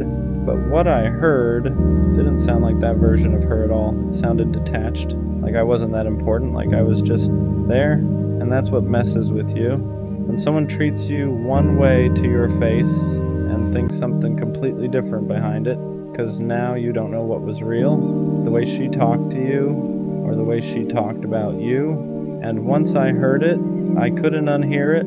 Every memory started changing. Moments that felt genuine started feeling questionable. Things she said started sounding different in my head, because now I was looking at everything through a new lens, a more honest one. And the more I thought about it, the more it started making sense. Why sometimes her energy felt off. Why sometimes I felt like I was trying harder. Why something always felt slightly uneven. I just didn't want to accept it back then. Because when you care about someone, you don't want to believe they see you differently than you see them. You want to believe it's mutual, that the respect is equal, that the value is the same on both sides. But it wasn't. Not really. Because if she truly saw me the way I thought she did, she wouldn't have spoken about me like that. She wouldn't have minimized what I was giving. She wouldn't have treated my presence like something replaceable. And that's the part that hits your ego. Not in a loud way, in a quiet way. Because now you're not just dealing with losing her. You're dealing with realizing how little you meant in her perspective. While you were taking her seriously, she wasn't taking you the same way, and that imbalance, it hurts more than the ending. For a while I started questioning myself, like maybe I misread everything. Maybe I thought it was deeper than it actually was. Maybe I gave too much meaning to something that wasn't built to hold it. Because when someone sees you as less than what you believed, it makes you feel like you got it wrong. But here's what I had to understand. Just because she didn't value me properly doesn't mean I wasn't valuable. The problem wasn't who I was, it was how she saw me. And you can't control that. You can show up right, you can be real, you can be consistent, but if someone already has a limited view of you, they're going to treat you based on that, no matter how you show up. And that's why nothing I did changed it, because the issue wasn't effort, it was perception. Once I understood that, the pain started shifting, because now it wasn't about trying to prove something to her anymore. It was about realizing I was giving energy to someone who didn't even see it properly. And that's a different kind of clarity, because it makes you stop chasing, stop explaining, stop trying to be understood by someone who already decided how they see you. And honestly, I'm glad I found out, even though it hurt, because I would have kept going, thinking it was deeper than it actually was, thinking she valued me the way I valued her, and that would have kept me stuck. But the truth, even when it's uncomfortable, it frees you. So yeah, then I found out what she really thought of me, and it wasn't what I expected, but now I see it clearly. The right person doesn't make you question your value. They don't talk about you like you're nothing. They don't treat you like you're replaceable. They see you fully, clearly, and they move accordingly. So I'm not mad at what I found out. I'm just glad I didn't stay blind to it, because now I know one thing for sure. I'd rather know the truth than keep believing something that was never real. I've been thinking about something lately.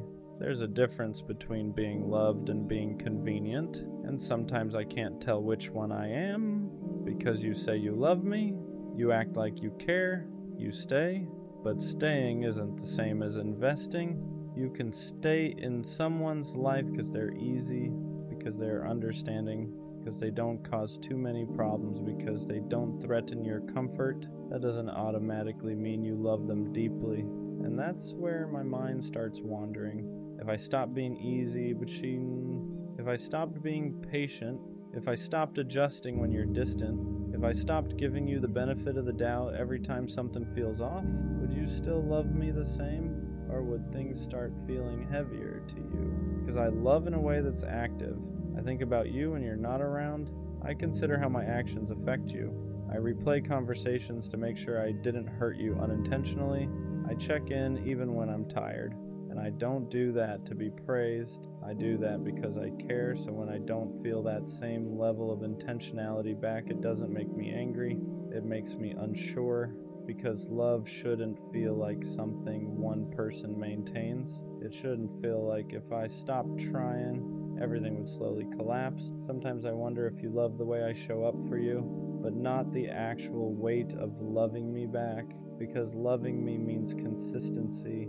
It means emotional awareness. It means showing up even when you're stressed. It means reassuring without being asked 5 times. And I don't know if you're loving me or just enjoying how I love you. And that difference matters more than people think. Because I don't want to be someone's peace if I'm not also their priority. I don't want to be someone's stability if I'm not also deeply valued. I don't want to be easy to keep just because I'm hard to lose. I want to feel chosen loudly enough that I don't question it silently. And lately, I've been questioning it.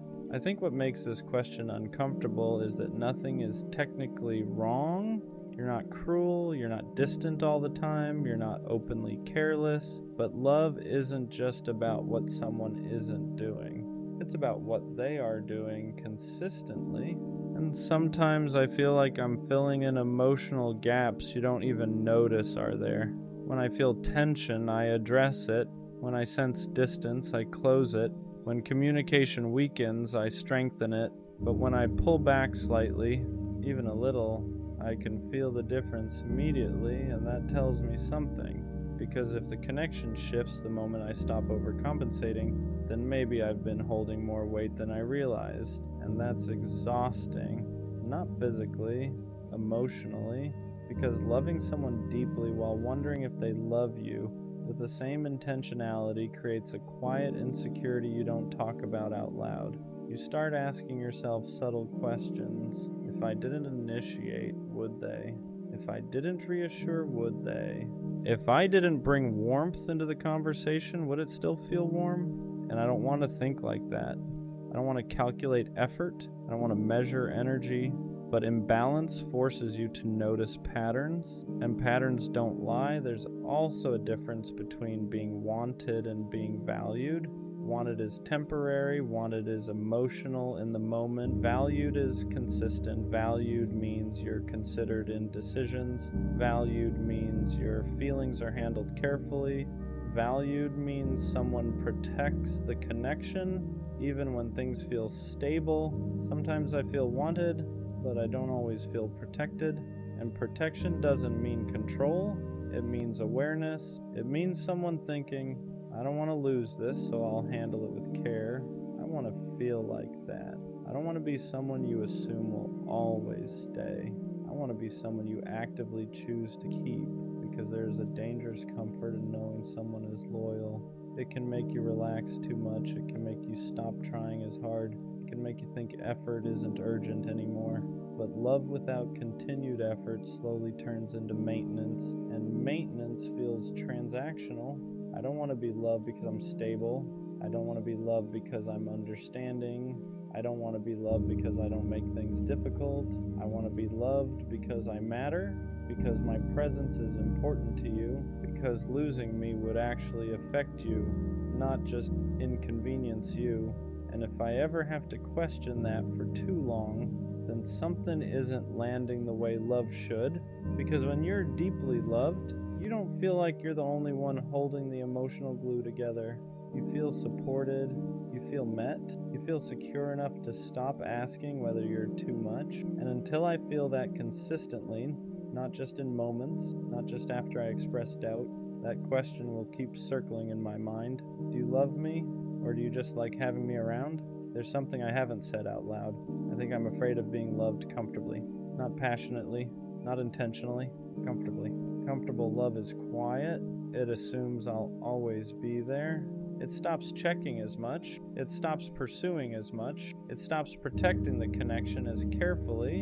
And it doesn't look toxic. It just slowly feels less alive, less intentional. Because in the beginning, you pay attention to everything. You notice small mood changes, you ask deeper questions, you show up with energy. But once things feel secure, once I've proven I'm loyal, Once you feel like I'm not going anywhere, do you still put in that same care? Or do you relax into the assumption that I'll always adjust? Because here's the truth, I do adjust. I understand when you're tired, I understand when you're stressed, I understand when you need space, but understanding shouldn't mean I absorb everything. It shouldn't mean I silently carry the emotional difference. And sometimes I feel like I do. Sometimes I feel like I love you in ways that require awareness, and you love me in ways that require comfort.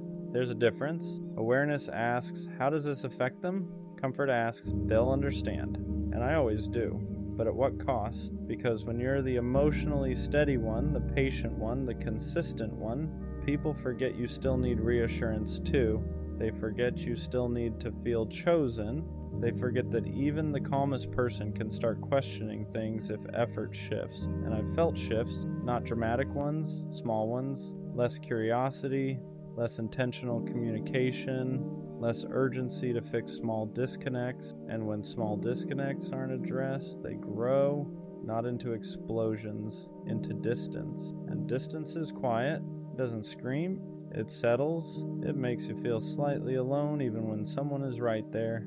That's the part that scares me, not losing you. Feeling alone while still having you.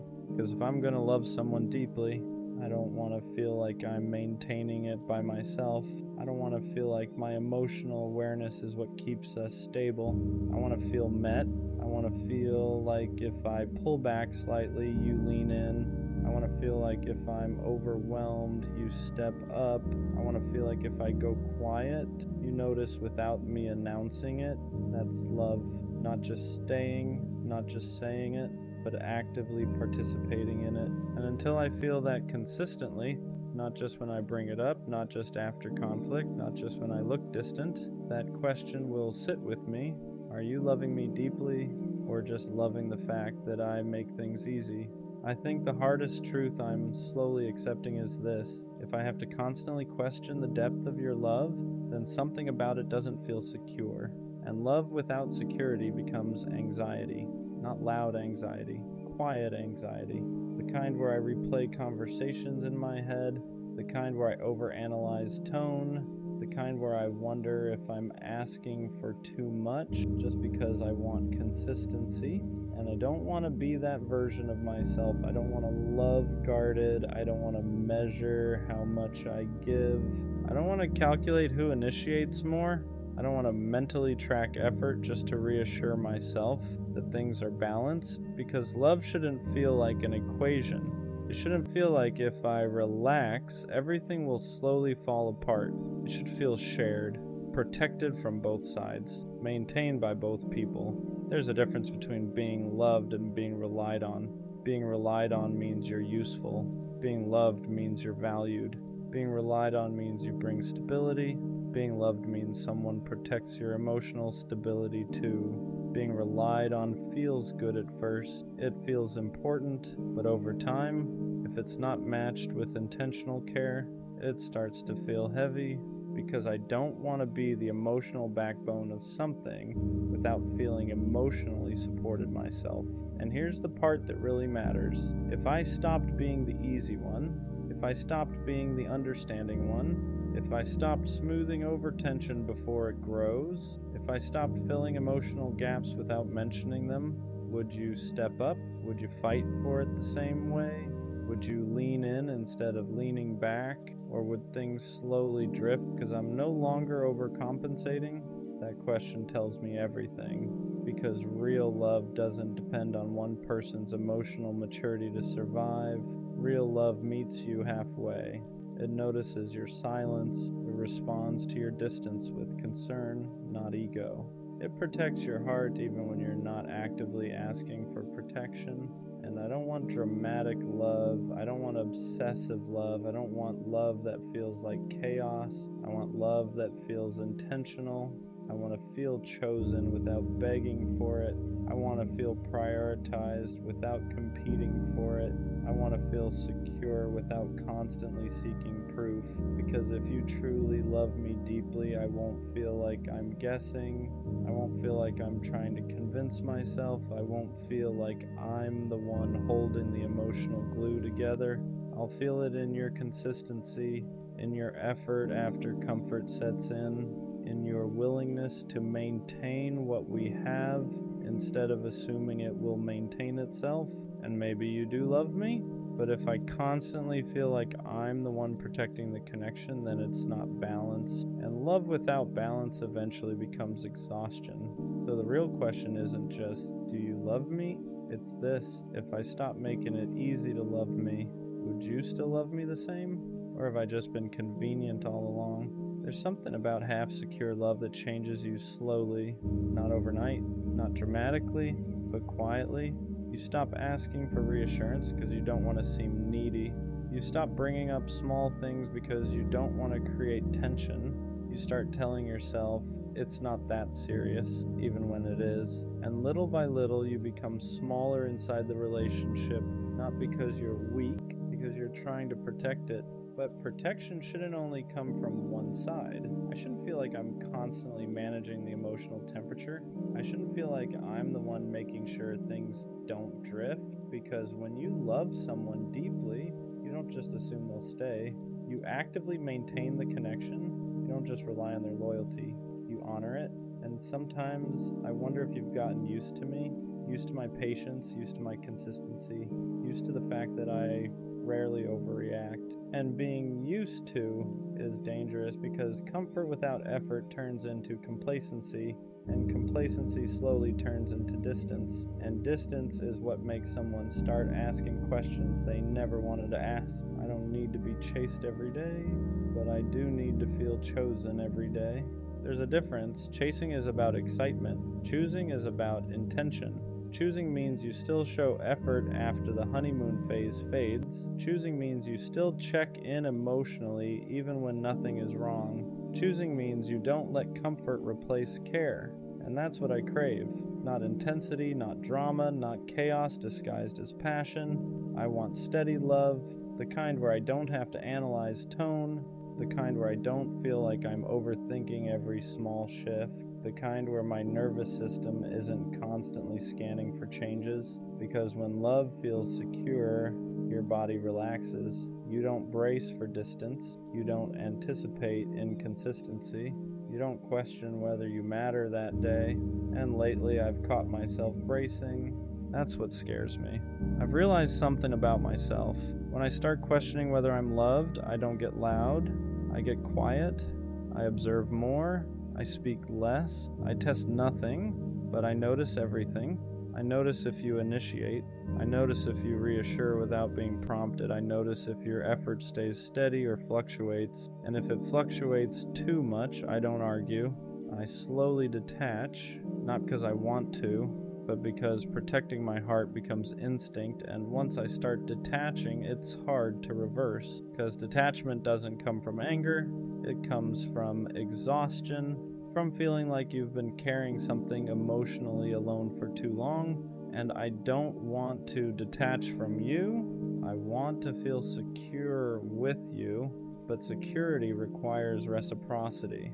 I think what hurts most is the possibility that you love me in your own way, but not in the way I need. And love isn't just about what you feel internally, it's about how it translates externally. If your love makes me feel unsure, if your love makes me feel like I'm asking for too much when I ask for consistency, if your love makes me feel like I have to shrink to keep the peace, then something isn't aligning, because real love doesn't make you question your value. It reinforces it. It doesn't make you wonder if you're too emotional. It makes you feel safe expressing emotion. And I don't want to be in a position where I'm constantly explaining why I need reassurance. I want it to feel natural, mutual, balanced. Here's the truth I don't say out loud. I don't want to compete with your comfort. I don't want to fight against your laziness. I don't want to beg for effort that should come naturally when someone truly values you. Because if you deeply loved me, you wouldn't want to risk losing me through neglect. You wouldn't let small disconnects grow. You wouldn't assume I'll always stay no matter what.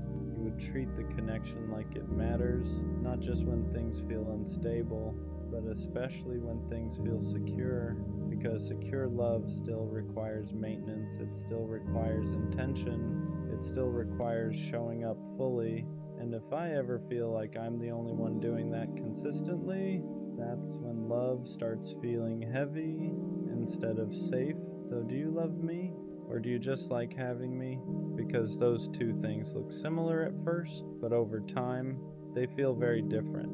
Liking having me means you enjoy my presence. Loving me means you protect it. Liking having me means you're comfortable. Loving me means you're intentional. Liking having me means you assume I'll stay. Loving me means you make sure I want to, and I don't want to stay somewhere I feel half secure. I don't want to slowly shrink just to keep something alive. I don't want to love loudly while feeling loved quietly. I want balance. I want mutual effort. I want to feel so consistently chosen that I stop asking myself this question entirely, because when you are deeply loved, you don't sit alone wondering. You feel it in the way they show up every day, not perfectly, but intentionally. And if I ever have to keep convincing myself that I'm loved, then maybe I'm not asking for too much. Maybe I'm just ready for a love that makes the answer obvious. There's a quiet kind of emptiness that doesn't feel dramatic. You're not falling apart, you're not in crisis, you just don't know why you're here. You wake up, you do what you're supposed to do, you get through the day. But underneath all of that, there's this question you don't know how to answer. What am I actually doing this for? You don't feel passionate, you don't feel called, you don't feel like anything is pulling you forward, and that scares you because everyone else seems so sure of where they're going. Having no purpose doesn't feel like sadness, it feels like drifting, like life is happening around you and you're just present for it, and no one really talks about that part. Not having a purpose doesn't mean you're failing, even though it feels like everyone else got some kind of direction you never received. Purpose isn't something people find all at once. It's not a switch that flips or a calling that suddenly appears. Most people are just moving it forward with something small and calling it certainty. So when you don't feel that pull, you assume something is wrong with you. But a lack of purpose often comes from pressure to have a passion, pressure to be exceptional, pressure to turn your life into something meaningful as soon as possible. And when nothing fits, you feel empty, not because you lack value, but because you're tired of forcing meaning where it doesn't exist yet. You're not behind, you're just in a season where life hasn't revealed what it wants from you. And that's more common than anyone admits. Purpose usually doesn't appear because you thought hard enough about it. It grows out of living, out of trying things without certainty, out of getting bored, out of noticing what quietly holds your attention when no one is watching. So when you feel like you're drifting, it doesn't mean you're lost. It means you're between definitions, between who you were and who you haven't met yet. Drifting feels uncomfortable because it lacks labels. You can't explain it easily, you can't point to progress, but drifting is still movement. It's the space where you learn what doesn't fit, what doesn't excite you, what you don't want to carry forever, and that information matters. You're not failing a purpose, you're collecting data, even if it doesn't feel productive yet. It's okay if your life doesn't feel meaningful yet. Meaning isn't something you wake up with one day fully formed. Most of the time it shows up quietly, in moments you don't think are important, in things you do without an audience, in small choices that don't feel like destiny. The problem is we're taught to look for purpose as something big, a passion, a mission, a reason that explains everything. So when life feels ordinary or unclear or slow, you assume you're missing it. But meaning isn't always loud. Sometimes it's just learning how to care about something again. How to show up for one thing, one day at a time, without needing it to define your whole life. Not having purpose right now doesn't mean you never will. It just means you're still listening. Not knowing your purpose can actually protect you, because when you feel pressured to decide too early, you end up choosing something just to stop the discomfort. A path that looks good, a goal that sounds impressive, a version of purpose that belongs more to expectations than to you. And then you spend years trying to convince yourself it fits. Being unsure right now means you haven't locked yourself into the wrong story yet. It means you're giving yourself time to notice what feels honest, not just acceptable. Purpose that's chosen out of fear usually feels heavy. Purpose that grows naturally feels lighter even when it's hard. So if you're in the in-between, don't rush to label it. This pause isn't wasted time, it's you refusing to commit to a life that doesn't feel like yours. Purpose rarely starts as clarity, it starts as curiosity, a small pull towards something you don't fully understand yet, a moment where time passes a little faster than usual, a thought you keep returning to without knowing why, but because it doesn't feel big, you dismiss it. You tell yourself it doesn't count, that it's not serious enough, that it won't lead anywhere. So you wait for certainty instead of following interest, and the waiting feels like emptiness, but purpose isn't found by deciding your whole life at once. It's found by paying attention to what makes you feel slightly more alive than before. You don't need a 5-year plan. You don't need a calling. You just need one small thing that feels honest enough to try. Purpose grows from movement, not answers. Comparing your life to other people's purpose is what makes the emptiness heavier. You see people who seem sure, driven, certain, and you assume they know something you don't. But what you're seeing is confidence, not certainty. Most people choose a direction and grow into it later. They don't start with clarity. So when you compare their path to your uncertainty, you're not being fair to yourself. You're measuring your beginning against someone else's middle. Purpose isn't a race. It's not something you fall behind on. It shows up at different times for different people because it's shaped by experience, not pressure. The more you stop watching where everyone else is going, the easier it becomes to notice what's quietly calling you, and that's where purpose actually starts to form. It's okay if your purpose isn't impressive. Not everything meaningful looks big from the outside. We're taught that purpose has to be visible. A career, a mission, something people can point to and admire. So when what matters to you feels small, you dismiss it. But simple purpose still counts. Being someone who listens well, being steady when others are overwhelmed, creating small moments of calm, showing up quietly, consistently. Not all purpose is loud. Some of it lives in how you treat people, in how you carry yourself through ordinary days, in how you don't make the world heavier just by being in it. If your life feels purposeless right now, it might be because you're looking for something dramatic and missing what's already there. Purpose doesn't always announce itself. Sometimes it's just the way you exist without giving up on yourself. Purpose often becomes clearer after you stop demanding that it explain your whole life. When you're constantly asking, what am I meant to do? Everything feels heavy. Every choice feels permanent, every step feels like a test, but purpose doesn't need to be a full explanation. Sometimes it's just direction, not destiny. When you allow yourself to live without forcing meaning, something softens. You try things without pressure. You follow curiosity without commitment. You let yourself change your mind, and slowly, patterns form. Not all at once, not dramatically, but enough to show you what feels right and what doesn't. Purpose doesn't arrive when you corner it. It shows up when you give yourself permission to live without answers for a while. Having no purpose right now doesn't mean your life is empty. It means it's unfinished. You're not meant to know everything yet. You're not behind for feeling unsure. You're not wasting time just because you don't have a clear direction. Some seasons are for building, some are for resting, and some are simply for becoming. Without labels, without answers, this space you're in isn't meaningless. It's where you're learning what matters to you by noticing what doesn't. Purpose doesn't arrive as a sudden realization. It grows quietly from the way you keep going, even without certainty. So if all you can do right now is exist, try, and stay curious, that's enough. Your life isn't without purpose, it's just still writing it. I tried to be enough for her, not in a fake way, not in a changing who I am way, but in a way where I genuinely believed that if I showed up right, it would be enough.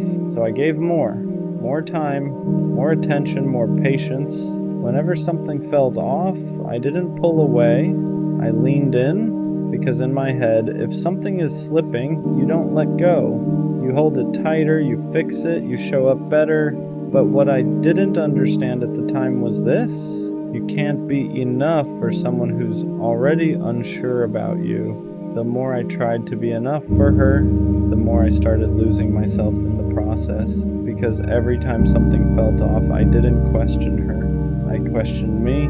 Maybe I wasn't doing enough. Maybe I wasn't saying the right things. Maybe I needed to be more understanding, more patient, more whatever she needed, so I adjusted. Not all at once, just little changes, trying to meet her where she was, even when she wasn't meeting me back. And that's how it starts. You don't notice it right away, but slowly you go from being yourself to being who you think they'll stay for. And the crazy part is, the more I gave, the less it seemed to matter, because being enough isn't something you prove through effort.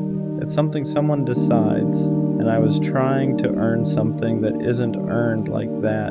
I thought if I stayed consistent enough, if I showed her I wasn't going anywhere, if I made it clear how much I cared, she would eventually see me the way I wanted her to, but she didn't, and that's when it started hitting me.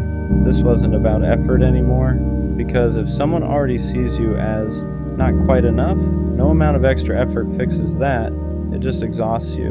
You keep giving, keep adjusting, keep trying to close a gap that only exists in their perception, and that gap never closes, because it was never about what you lacked. It was about how they saw you, and that's something you can't control. There were moments where I thought I was finally getting there, moments where she seemed more present, more engaged, more like everything I had been trying to build toward, and those moments kept me going, because they felt like progress, like proof that everything I was doing was starting to work. But looking back now, those weren't breakthroughs. They were just temporary highs in something that was still unstable. And every time it dropped again, I went right back into trying to fix it, trying to understand it, trying to be better, because I didn't want to accept something simple, that I could be everything I was supposed to be and still not be enough for her. That's a hard truth to sit with, because it forces you to stop trying and just see things for what they are. For a while, I took it personally. I thought it meant something about me, like I was missing something, like I needed to improve something to be chosen. But now I understand something clearly. You're not supposed to feel like you're constantly proving your worth to someone who truly values you. That feeling, that constant need to be more, that's not love. That's insecurity being fed by inconsistency, because the right person doesn't make you feel like you're almost enough. They don't keep you in a space where you're trying to level up just to be chosen. They see you clearly, and they decide, without you having to convince them, without you having to overextend yourself, without you having to question where you stand. And once I understood that, everything changed, because now I wasn't looking at myself like I needed to improve to be chosen. I was looking at the situation for what it really was: misalignment, not lack, not failure, just two people who weren't seeing each other the same way, and no amount of effort fixes that. So yeah, I tried to be enough for her, and for a while I thought I wasn't, but now I see it differently. I was already enough, just not for her, and that's okay, because the goal was never to become enough for the wrong person. It's to be recognized by the right one, the one who doesn't need convincing, the one who doesn't need you to prove your value, the one who sees you and chooses you as you are. So I'm not trying to be more anymore, I'm just being real and letting the right person recognize it. I didn't walk into this guarded, I didn't play games, I didn't keep one foot out the door. I trusted you. I trusted your words. I trusted the way you looked at me like I was safe. I trusted the version of you showed me when it was just us. And that's what hurts the most. Not that you left, but that you let me believe you wouldn't. I opened up in ways I don't do often. I told you things I never say out loud. I let myself feel comfortable being soft around you, and you watched me do that. You knew how much it meant. You knew how careful I was with my heart, and you still broke it. Not all at once, not dramatically, slowly. You pulled back without explanation. You changed without warning. You stopped choosing me, but kept me close enough to not fully let go. And I stayed longer than I should have because I believed in the version of you I first met. That's on me. I ignored the signs. I excused the distance. I told myself you were just overwhelmed, just busy, just figuring things out. But the truth is, you were figuring out life without me, and I was still holding space for you, like you were coming back. What really broke me wasn't losing you. It was realizing I trusted someone who didn't protect my heart the way I protected theirs. You didn't just hurt me, you changed how I trust. Now I question things I never used to. I hesitate where I used to be open. I hold back where I used to give freely, not because I'm bitter, but because I learned the hard way that not everyone deserves access to me. I don't regret loving you. I regret trusting you with something you weren't ready to hold. And that's the part I'm still healing from. Not the heartbreak, but the betrayal of believing you were different. What messed me up the most was how easy it was for you, how easily you switched up, how quickly I became optional, how natural it felt for you to move on like nothing happened. Meanwhile, I was still trying to understand when things changed. I kept replaying conversations, looking for the moment where I messed it up, where I said too much, where I trusted too fast, because that's what you do when someone breaks your heart quietly. You don't get closure, you get questions. And the hardest one is always the same. How could you do this after everything I trusted you with? You knew my past. You knew how careful I was. You knew how long it took me to open up again. And instead of protecting that, you treated it like something temporary, like something you could step into and walk away from without consequences. I wasn't perfect, but I was honest. I didn't hide how I felt. I didn't pretend. I didn't keep you guessing. And that's why it hurt deeper. Because I didn't lose you to dishonesty. I lost you to indifference, to the realization that I mattered more to myself than I ever did to you. And that's a hard thing to swallow when you trusted someone with your heart. After you broke my heart, it didn't just hurt, it rewired me. I didn't notice it right away. At first it was just silence, just heaviness, just missing you more than I wanted to admit. But then it showed up in how I loved. I stopped being as open, stopped saying things the moment I felt them, stopped assuming good intentions, not because I wanted to, but because trust didn't feel safe anymore. Before you, I believed if I was honest, I'd be met with honesty. If I was loyal, I'd be protected. If I trusted someone, they'd respect that. You broke that belief. Now every connection comes with hesitation. Every feeling comes with a pause. Every time someone gets close, a part of me wonders how long before they leave too. And that's the part that hurts quietly. You didn't just walk away. You made me doubt the version of myself that loved without fear. I catch myself holding back even when I don't want to. I catch myself preparing for loss before anything even begins, because trusting you taught me how much it costs when it goes wrong, and I hate that.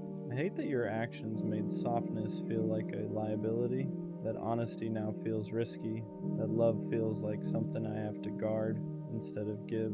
I'm not colder, I'm not heartless, I'm just more careful with a heart you proved can be broken even when it's given genuinely, and that's something I'm still learning how to undo.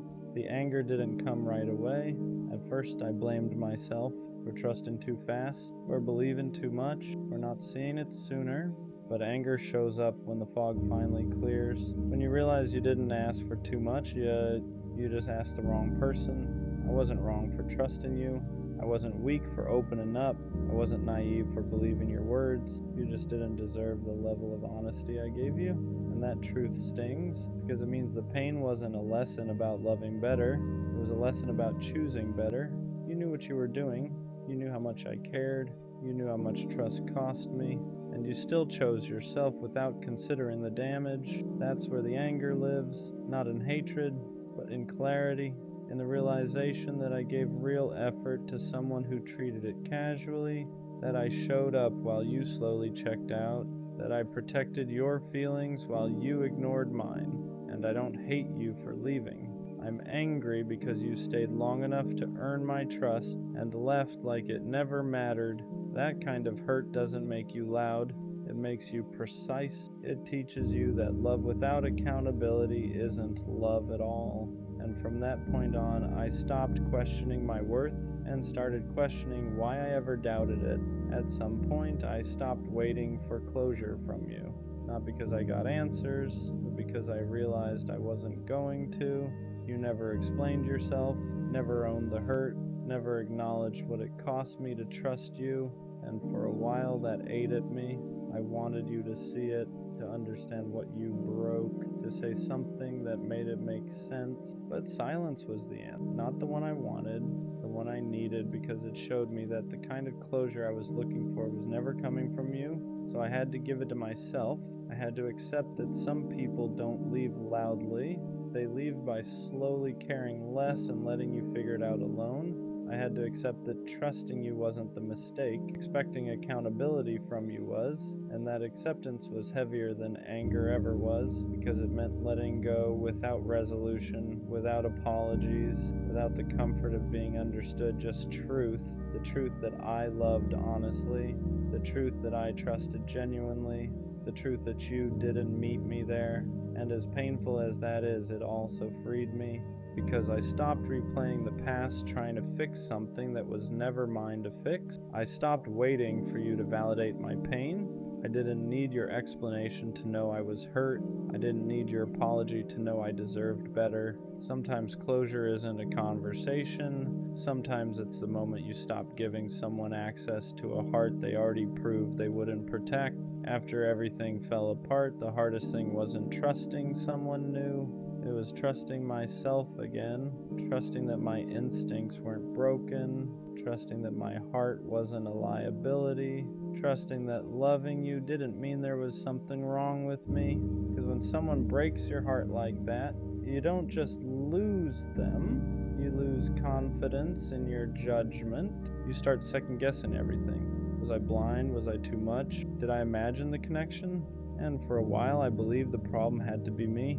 But slowly that started to change. I realized something important. I didn't ignore red flags. There weren't clear ones at the beginning. You showed up. You said the right things. You made me feel safe enough to trust. That wasn't stupidity. That was honesty. So instead of punishing myself for believing in you, I started respecting myself for how genuine I was.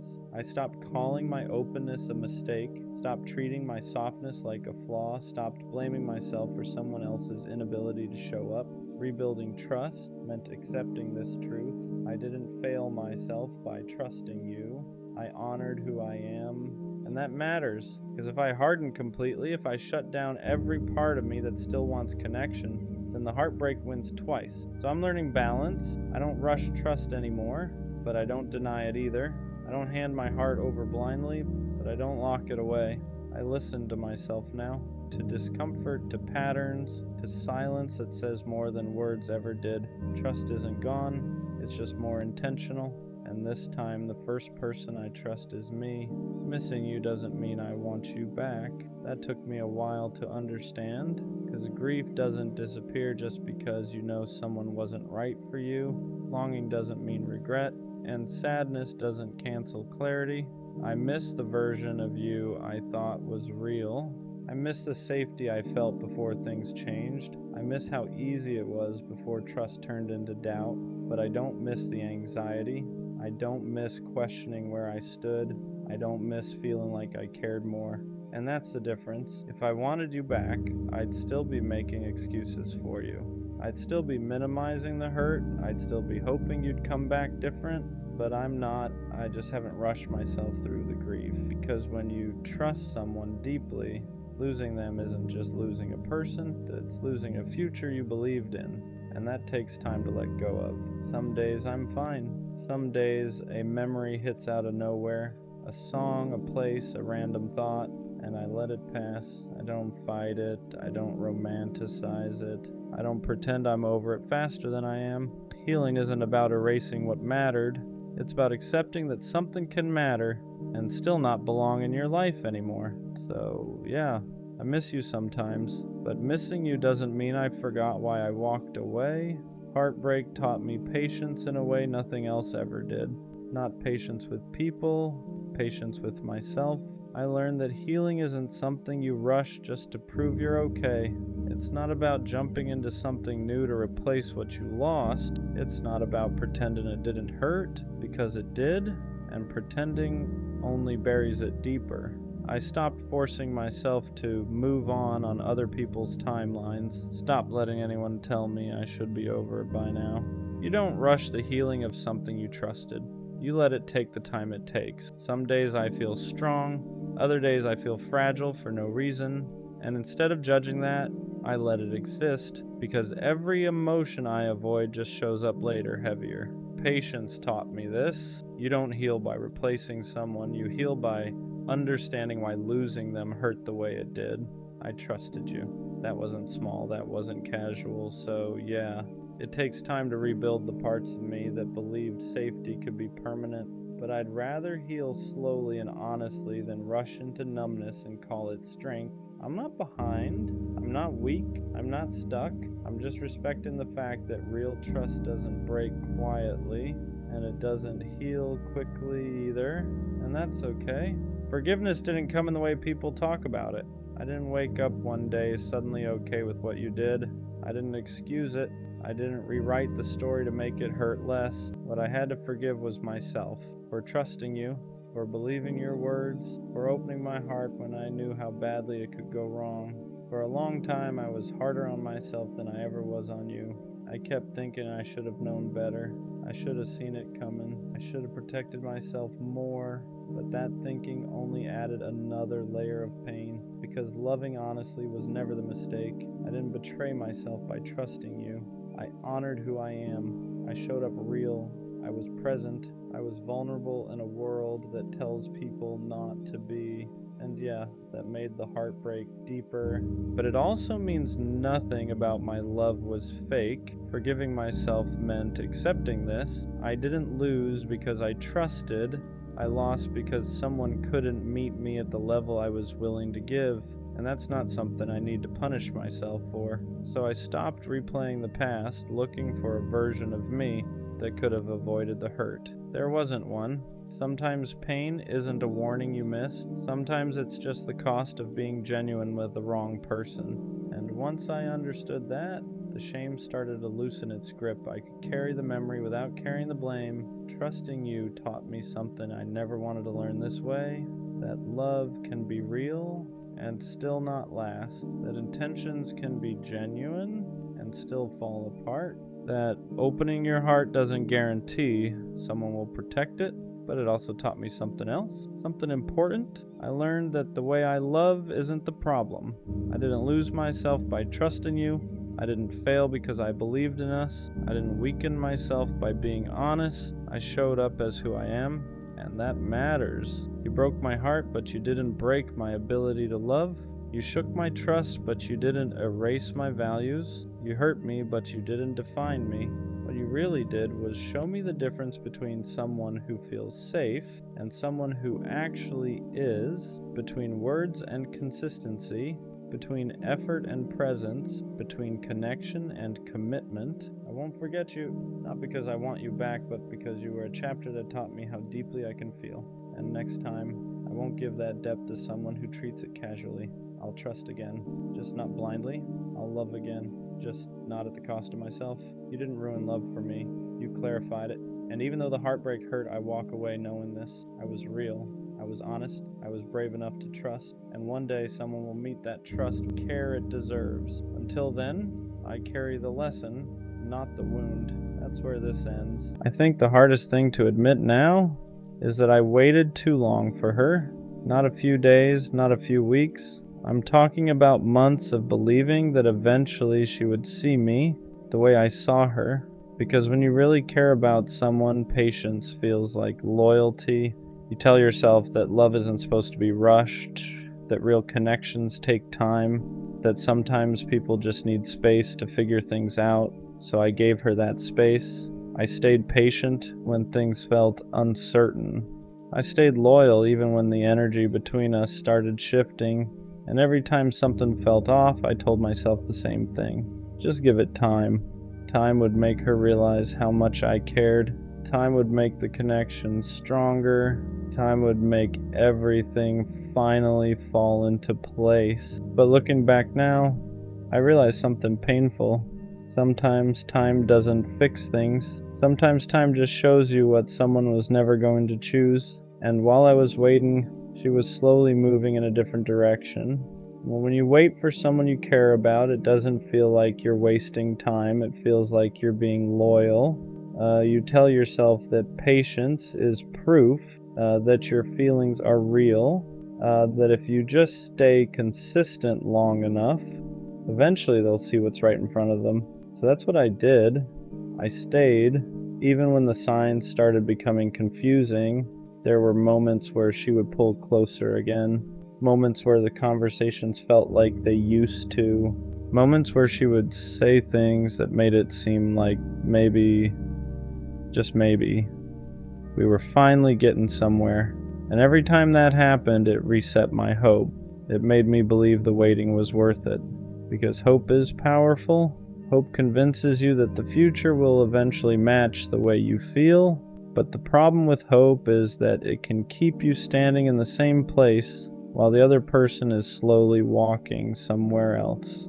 And I didn't see that at the time, because while I was waiting for things to become clearer, she was slowly becoming less certain about us. And the scariest part is how quietly that shift happens. It doesn't start with a big moment. It starts with small changes, replies that come slower, conversations that feel shorter, energy that feels just a little different than before.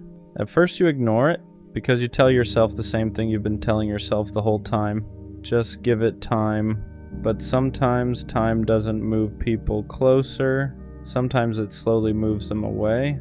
And by the time you realize that, you've already waited longer than you should have. The strange thing about waiting for someone is that you don't realize how much time you're giving away until you look back at it. While I was waiting for her to figure out her feelings, my whole mindset was built around patience. I told myself that real connections take time, that people sometimes need space before they realize what's right in front of them. So whenever things felt uncertain, I convinced myself that uncertainty was just part of the process. I thought eventually she would see me the way I saw her, but the longer I waited, the more the relationship started feeling one-sided. Not in obvious ways. She still talked to me. She still checked in sometimes. She still kept the connection alive just enough that it never felt completely over. And that's the part that kept me there, because every small moment of closeness made it seem like progress. Like maybe we were finally moving towards something real. But looking back now, those moments didn't mean we were getting closer.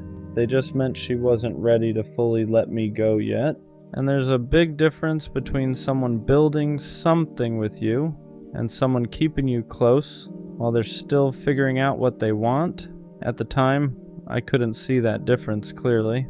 All I knew was that I cared about her, and I believed that eventually she would care about me the same way. So I stayed patient, even when the signs started becoming harder to ignore, even when the connection started feeling less stable than it used to. Because once you invest that much time waiting for someone, it becomes harder to walk away.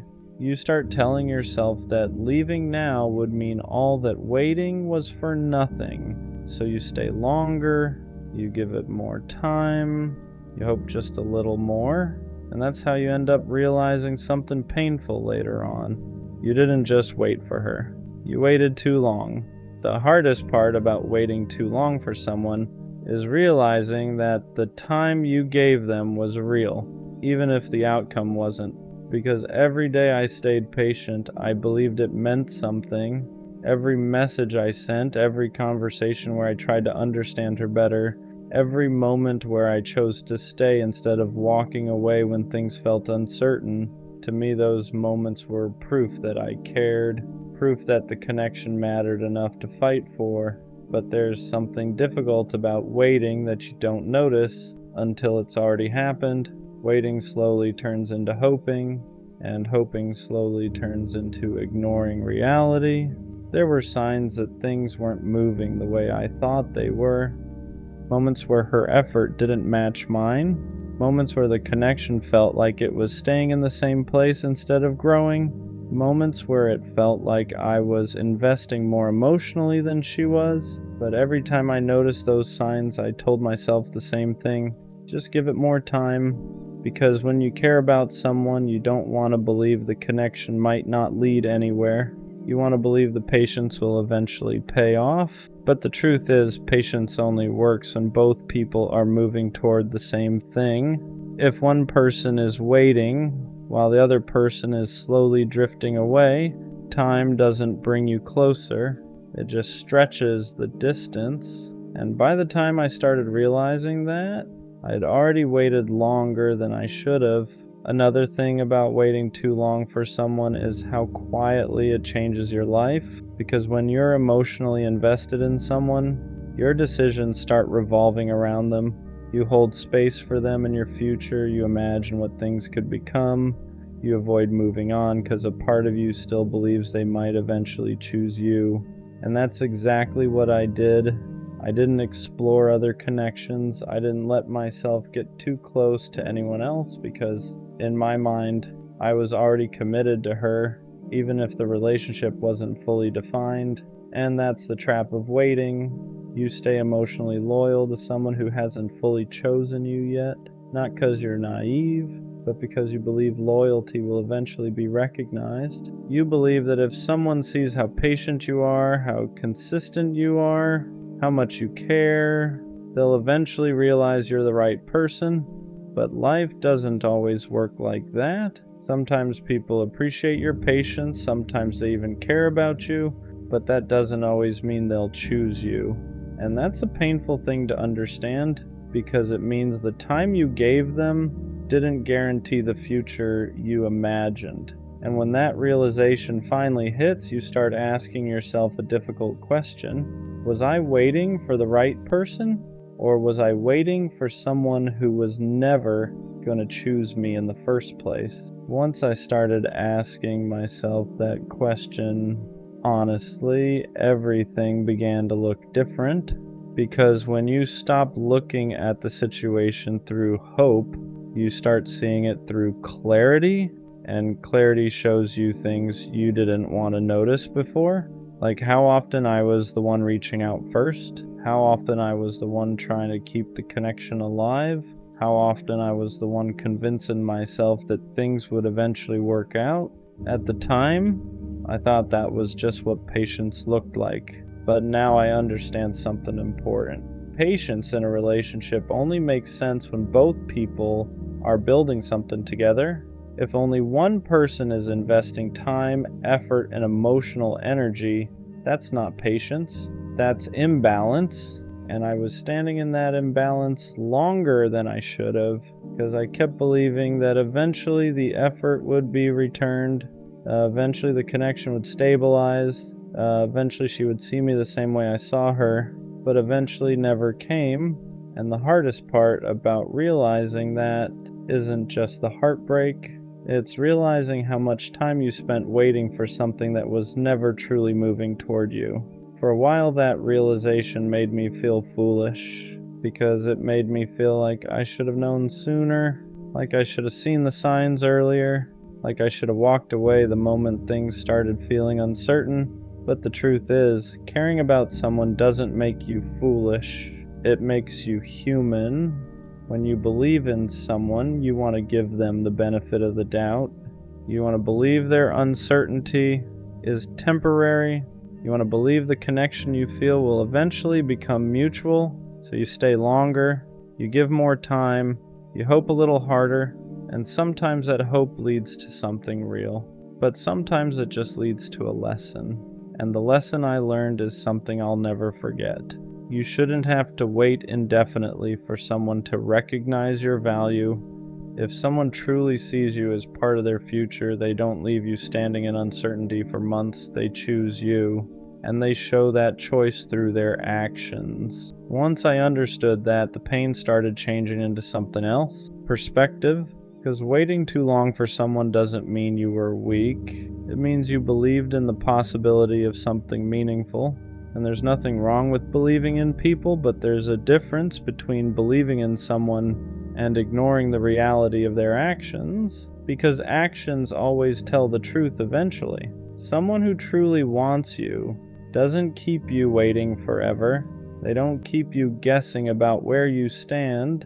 They don't keep you in a place where you feel like you're hoping more than you're building. They make their intentions clear, and if someone doesn't do that, the waiting only leads to one outcome. Eventually you realize you were holding space for someone who wasn't holding space for you. When I finally stopped waiting for her, something surprising happened.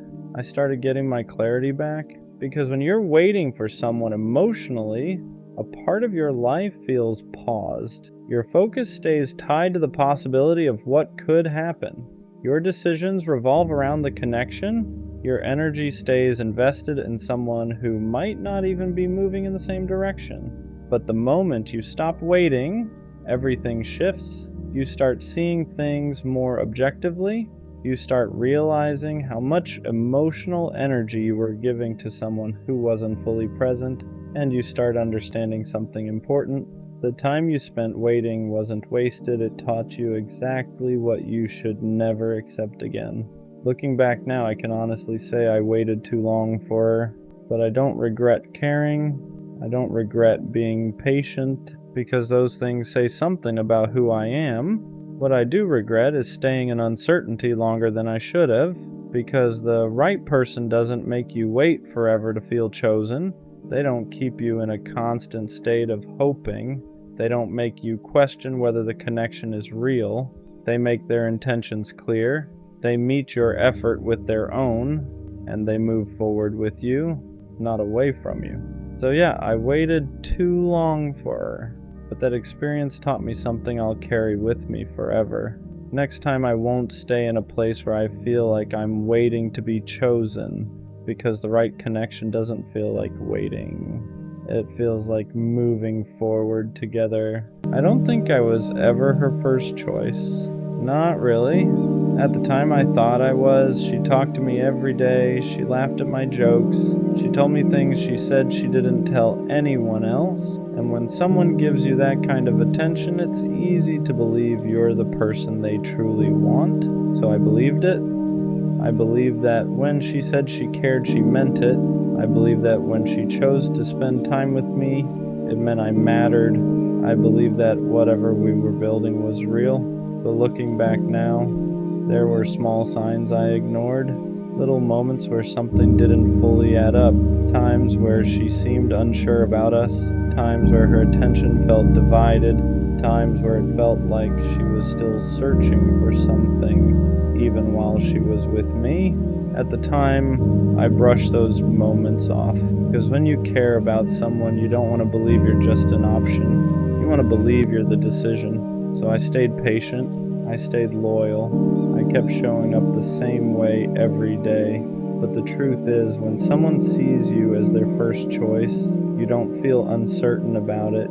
You don't feel like you're competing with invisible possibilities. You don't feel like their attention could shift at any moment. Being someone's first choice feels stable. It feels clear. And what we had wasn't always clear.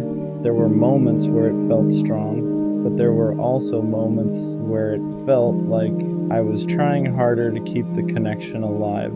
Like I was the one holding the weight of something she wasn't fully sure about, and I didn't want to admit that to myself, because nobody wants to believe they're someone's second option. But eventually the truth shows itself, not through words, through choices. And one day, her choices made something very clear. I wasn't the person she truly wanted. I was the person she stayed with until someone else felt like a better direction. And that realization hurts in a way that's hard to explain, because it doesn't just break your heart, it makes you question every moment that came before it. Once the idea entered my head that I might not have been her first choice, it was impossible to ignore, because suddenly memories started looking different. Moments that once felt normal started carrying a different meaning. I remember the times she hesitated when talking about the future. the times she seemed distracted when we were together, the times where her energy felt slightly distant, even though she was right there in front of me. Back then, I didn't question it too much. When you care about someone, you naturally assume the best about them. You assume the connection is mutual. You assume the effort you're putting in is being matched emotionally.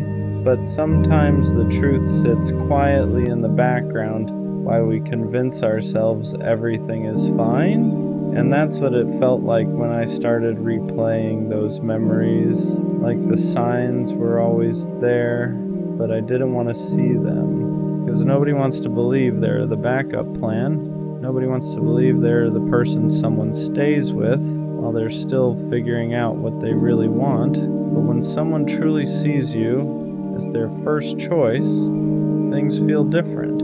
There's clarity, there's certainty.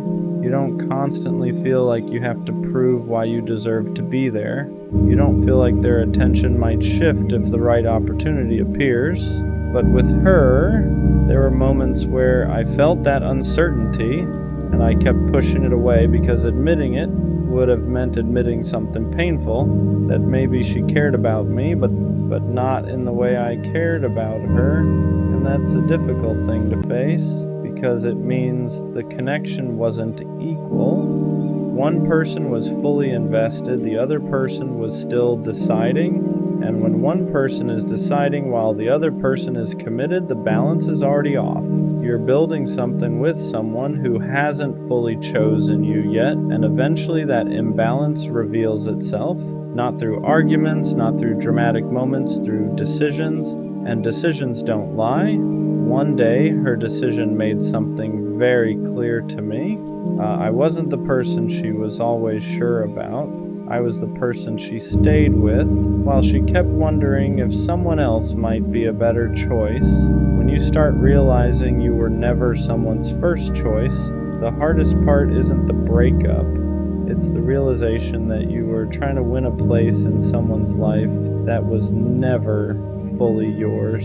Because when someone truly chooses you, you don't feel like you're competing with invisible options.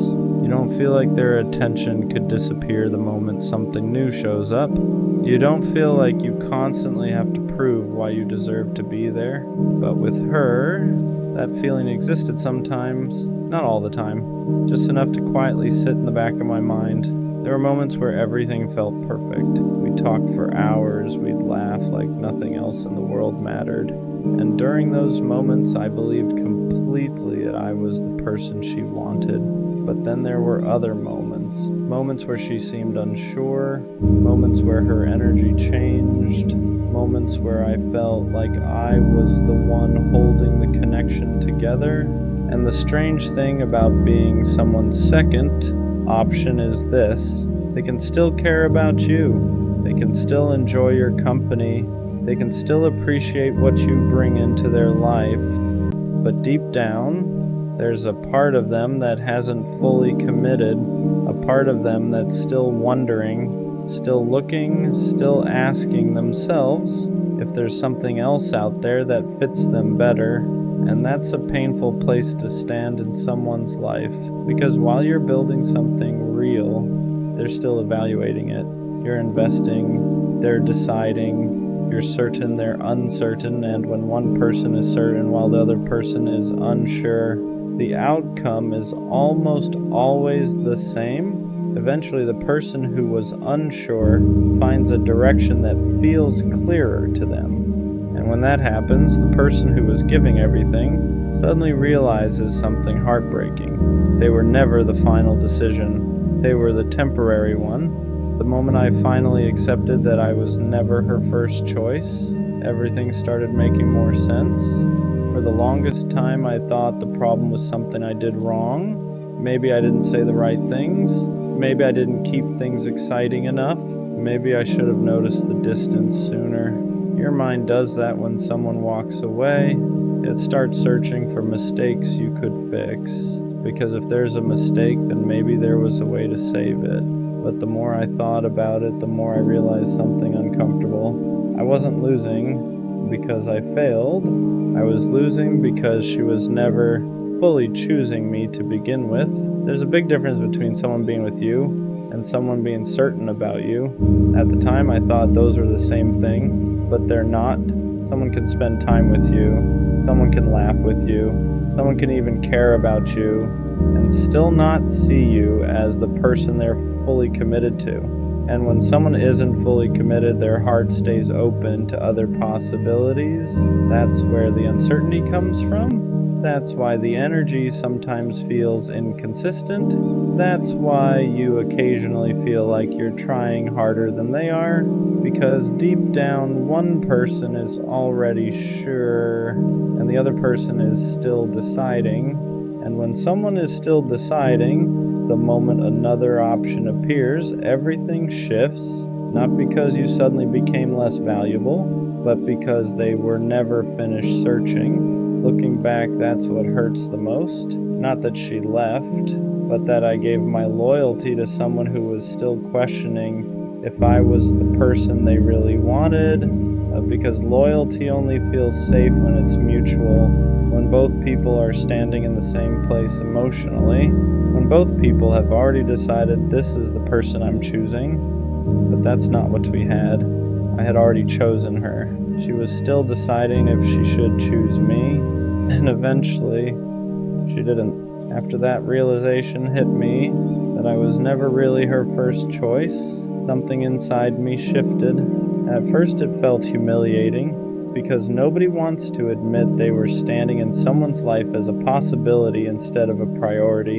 You start thinking about all the effort you gave, all the time you invested, all the patience you showed, all the loyalty you carried for someone who wasn't standing on the same level of certainty. And the painful part is this: while I was building something solid in my mind, she was still deciding whether she wanted to stay. That imbalance is invisible when you're inside the relationship, because when you love someone, you assume the feeling is mutual. You assume they're just as sure as you are. But certainty has a different energy. When someone is sure about you, there's no hesitation, no distance, no quiet sense that you're being evaluated. They don't keep looking around. They don't keep wondering if something better might appear. They simply choose you, and they keep choosing you. Looking back now, I can see the difference where, with her, there were moments where everything felt strong, but there were also moments where it felt like she was slightly pulling away. Moments where the connection felt uneven. Moments where it felt like I was trying to hold something steady while she was still questioning it. At the time, I thought those moments were temporary. I thought if I stayed patient, if I kept showing up the same way, eventually she would feel as certain as I did. But certainty doesn't grow out of pressure, it grows out of genuine alignment. And if someone doesn't feel that alignment, no amount of loyalty can force it. That's the truth I had to accept. She didn't leave because I failed. She left because she was never completely convinced that I was the person she wanted to build her future with. And that realization hurts in a very specific way, because it makes you feel like you were standing in someone's life waiting to be chosen, while they were quietly considering someone else. The hardest part about realizing you were never someone's first choice isn't just the heartbreak, it's the way it makes you question your own judgment. Because when you look back, you start wondering how you didn't see it sooner, how you didn't notice the hesitation, how you didn't recognize the moments where her energy didn't fully match yours. But the truth is, when you care about someone, you don't analyze them like a stranger, you trust them, you take their words seriously, you assume the connection means the same thing to them as it does to you. So when she said she cared, I believed her. When she spent time with me, I thought it meant I was important to her. When we talked about things that felt personal, I thought that meant we were building something real. And maybe in her own way she did care. But caring about someone and being certain about them are two completely different things. Someone can care about you and still not see you as their future. Someone can enjoy being with you while still wondering if someone else might feel more right. And when someone is still wondering, you end up standing in a very fragile place in their life because the moment something new appears, something that feels more exciting, more aligned, or simply different, their uncertainty starts leaning in a new direction. And that's what eventually happened. She didn't suddenly stop liking me. She just found someone she felt more sure about. And the moment that happened, everything changed. The attention shifted, the conversations faded, the connection that once felt strong suddenly felt like it was slipping through my hands. In that moment, I finally understood something I had been avoiding. I wasn't losing my place in her life. I was losing the position I never truly had. I wasn't the person she had fully chosen. I was the person she stayed with while she was still deciding. Once I accepted that I was never her first choice, another realization started settling in. I wasn't just hurt because she left. I was hurt because of what it revealed about the entire relationship.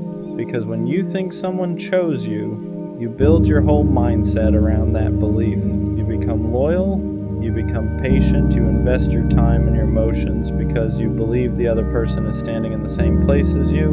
But when you realize they weren't, it changes how you see everything that happened before. I started noticing the imbalance more clearly. The moments where I adjusted my schedule to make time for her. The moments where I tried to fix problems because I thought the relationship mattered equally to both of us. The moments where I stayed calm and patient during times she felt distant. I thought I was protecting something meaningful, but now I understand something I didn't see then.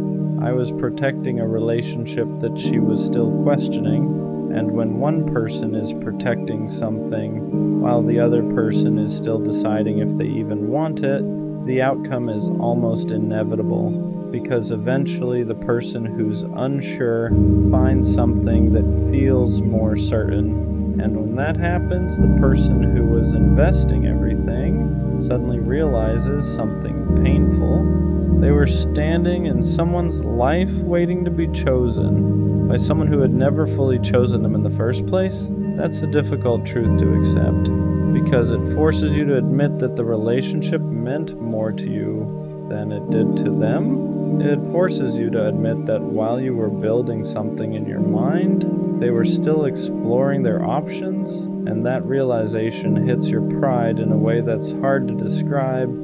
Not because you hate the other person, but because it makes you question your own judgment. It makes you wonder how you didn't see the difference between being valued and being temporarily convenient. But over time, I started understanding something important. Being someone's first choice isn't something you should have to fight to become. It isn't something you should have to prove you deserve. When someone truly sees you as their first choice, it feels clear, it feels stable. You don't spend your time wondering if someone else might replace you, because they've already decided where they stand. And with her, that decision was never fully made, not in the way I thought it was. After enough time passed, the pain of realizing I was never her first choice slowly started turning into something else. Clarity, because once the emotions settle down, you begin seeing the relationship without the illusion you had while you were inside it. When I was with her, I kept thinking that if I just stayed loyal enough, patient enough, supportive enough, eventually she would see that I was the right person.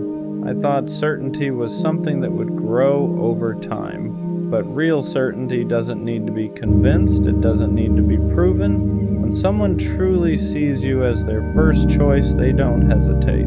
They don't keep looking around. They don't treat you like a possibility they're still evaluating. They choose you, and that choice feels obvious. Looking back, I realized I spent a lot of time trying to earn a position that should have been natural. Trying harder, showing more patience, giving more understanding whenever things felt off. And at the time, I thought that effort meant I was being strong, but now I understand something I didn't see before.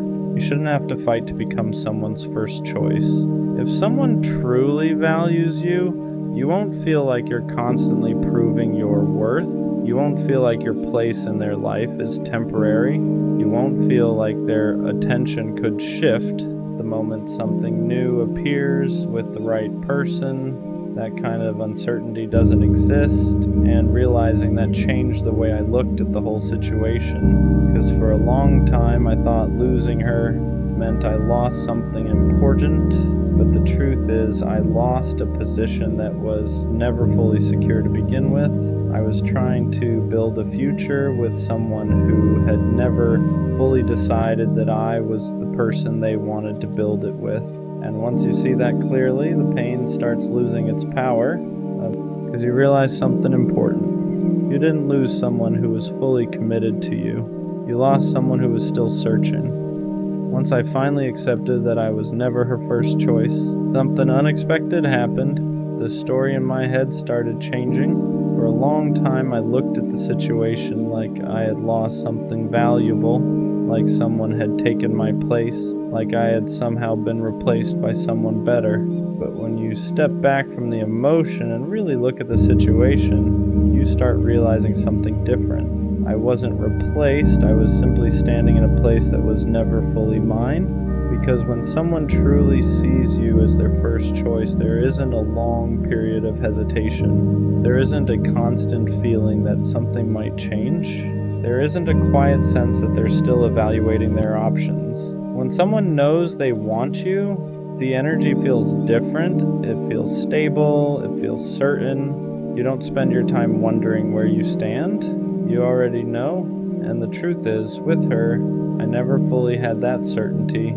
There were moments where it felt strong, moments where the connection felt real, but there were also moments where something felt slightly off, moments where I felt like I was trying harder to hold things together, moments where it felt like she was still deciding how much of herself she wanted to give.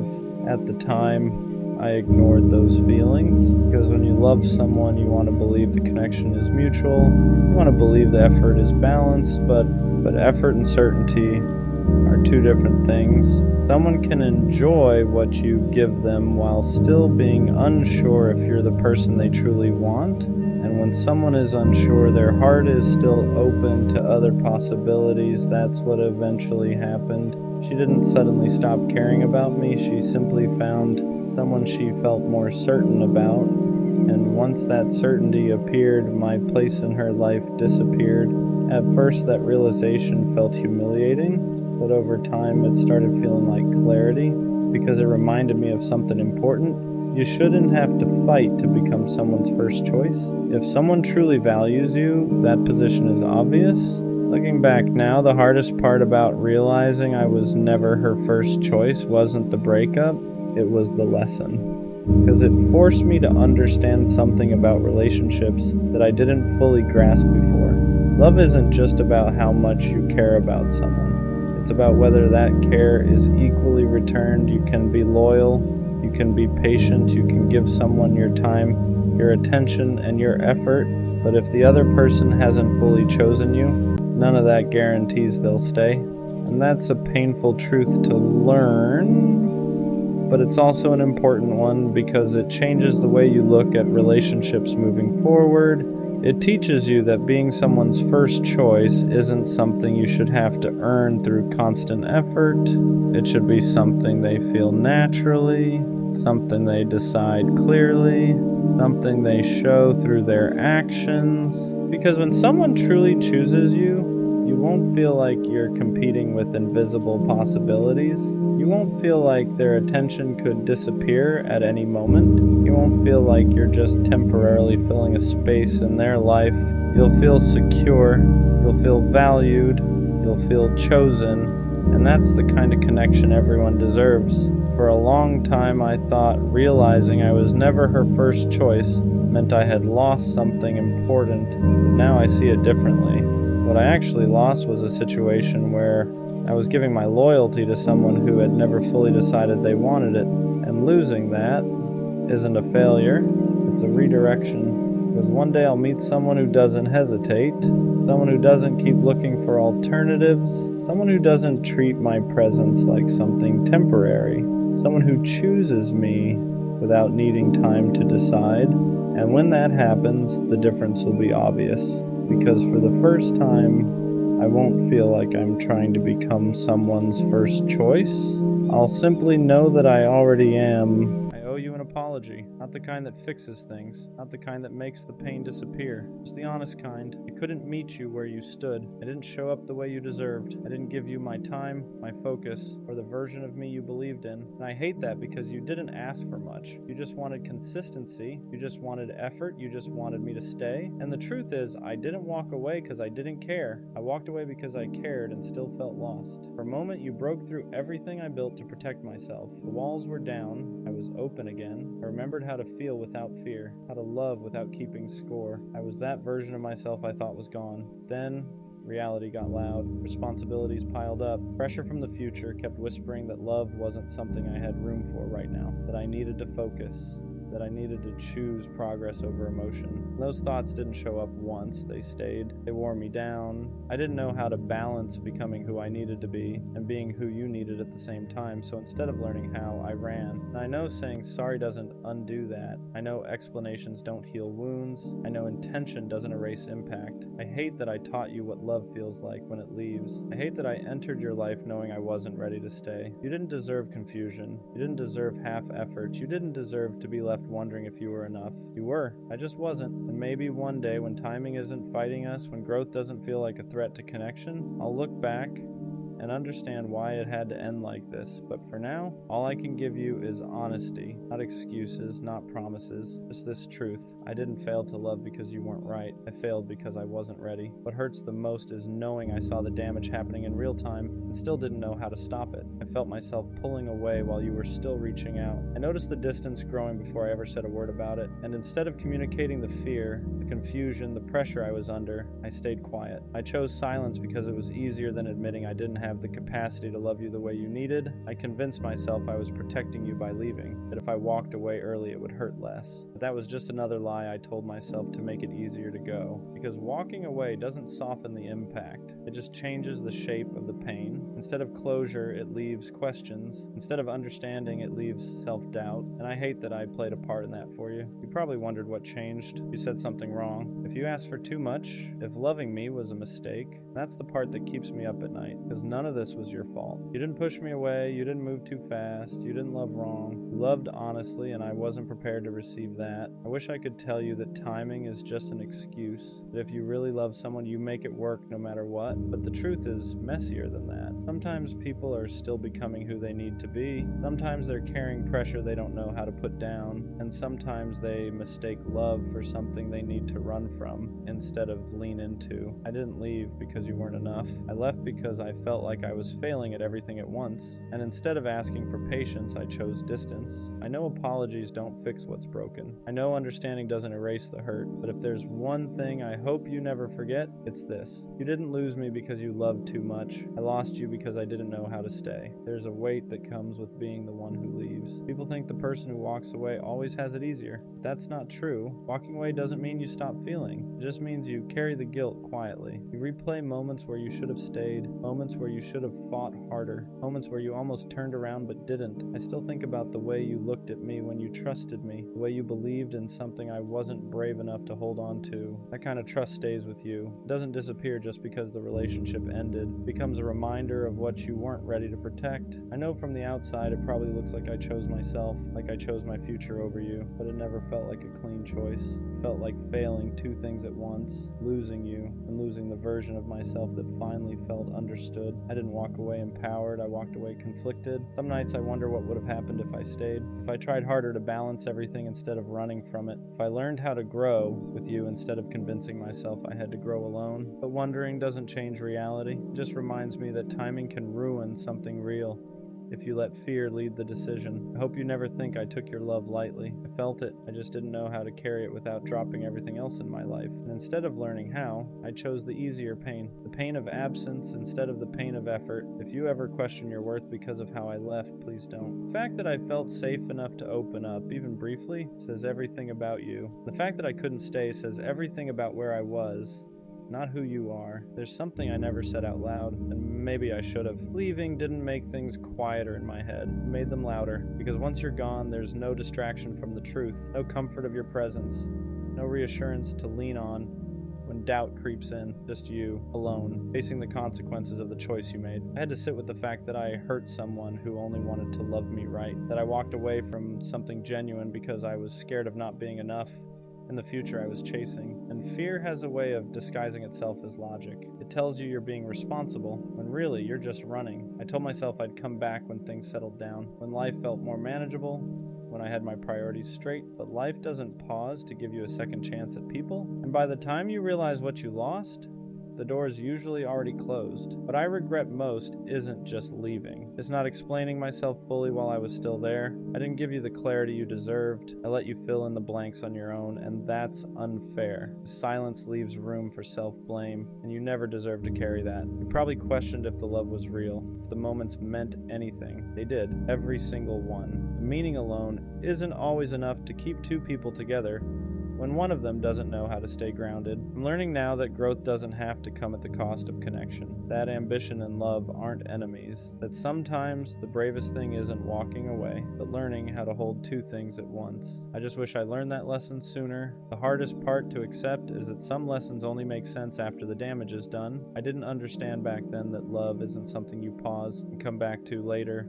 When life is more convenient, love happens in the middle of the chaos, and the uncertainty, and the balancing act you're scared you'll fail at. And I failed because I thought I had to choose one path or the other. I thought I had to become someone first before I could love you properly. I didn't realize that loving you could have been part of becoming that person. Instead, I treated love like a distraction instead of support, like something I had to set aside instead of something that could have helped carry the weight. Now I see how unfair that was to you. You were willing to grow alongside me. You weren't asking for perfection. You were asking for presence, for effort, for honesty, and instead of trusting that, I doubted myself so much that I made the choice for both of us. There's a strange loneliness that comes with choosing growth the wrong way. You make progress, but it feels hollow. You reach milestones and realize there's no one to share them with. And that's when it hits you that success without connection can still feel empty. I don't regret wanting more out of life. I regret not knowing how to include you in that vision. I regret thinking I had to do everything alone, because strength isn't isolation. Strength is knowing when to lean on someone who's willing to stand with you. If I could say one thing without apologizing again, it would be this: don't let my fear make you afraid to love again.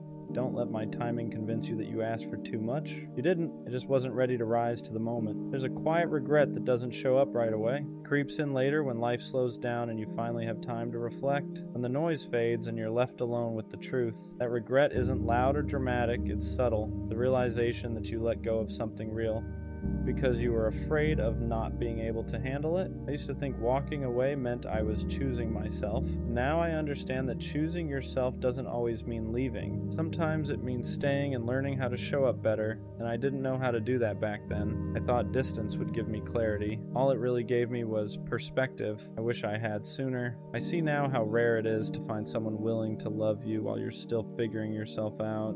Someone patient enough to stand beside you without demanding you have everything together. And I walked away from that because I didn't believe I could be both growing and loving at the same time. There are moments I want to reach out, to explain everything I didn't know how to say before, but I don't, because reopening wounds for my own peace wouldn't be fair to you. Some apologies are meant to stay unspoken, carried quietly as lessons instead of words. I hope you found someone who meets you with the same energy you gave, someone who doesn't hesitate, someone who chooses you without second guessing. And if you haven't yet, I hope you at least learned that the love you offer is rare. The way you care isn't something everyone can handle, but the right person will treasure it. As for me, I'm learning that readiness isn't something you wait for.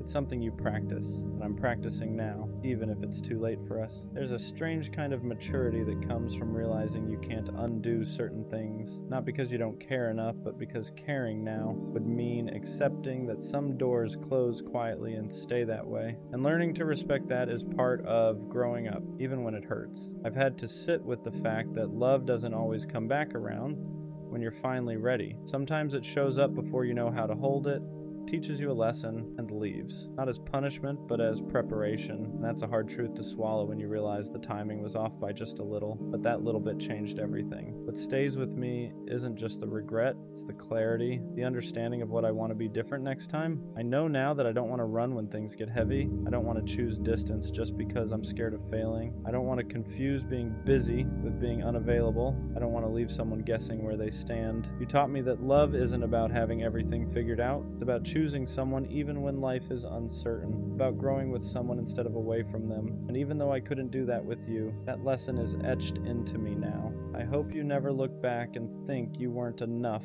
You were more than enough. You were just early, and sometimes early still hurts like loss. There are people we don't end up with who still change the trajectory of our lives. You were one of those people for me, and even if our story didn't continue, it mattered. It always will. This is where I finally stop apologizing and start accepting. Accepting that some connections aren't meant to be fixed, revisited, or explained away. They're meant to be learned from and released. Holding on to guilt doesn't change the past, and holding on to hope doesn't rewrite the ending. All it does is keep you stuck in a moment that already passed. I didn't lose you because love wasn't real. I lost you because timing, fear, and growth didn't align. And as painful as that is to admit, it's also freeing, because it allows me to move forward without pretending I was the victim or the villain. I was just someone who didn't know how to stay yet. You don't owe me forgiveness, you don't owe me understanding, and I don't expect you to remember me kindly. All I hope is that you remember the love for what it was. Honest, real, human, even if it couldn't last. I carry this with me now. Not as regret that weighs me down, but as awareness that shapes who I become. I know how fragile connection is. I know how rare it is to find someone who sees you fully and still stays. And next time, I won't confuse love with something I need to run from. Some people are meant to be chapters, not the whole book. And even though this chapter ended before I was ready, it taught me how to write the next one with more care, wherever you are. I hope you're loved the way you tried to love me. And for the first time, I'm not saying sorry, I'm saying thank you. I don't know who needs to hear this, but you have to let them go. Not slowly, not halfway, not with one foot still stuck in the past. You have to actually let them go, because they're not coming back. Not in the way you want, not in the way you deserve. And holding on to that hope is what's keeping you stuck.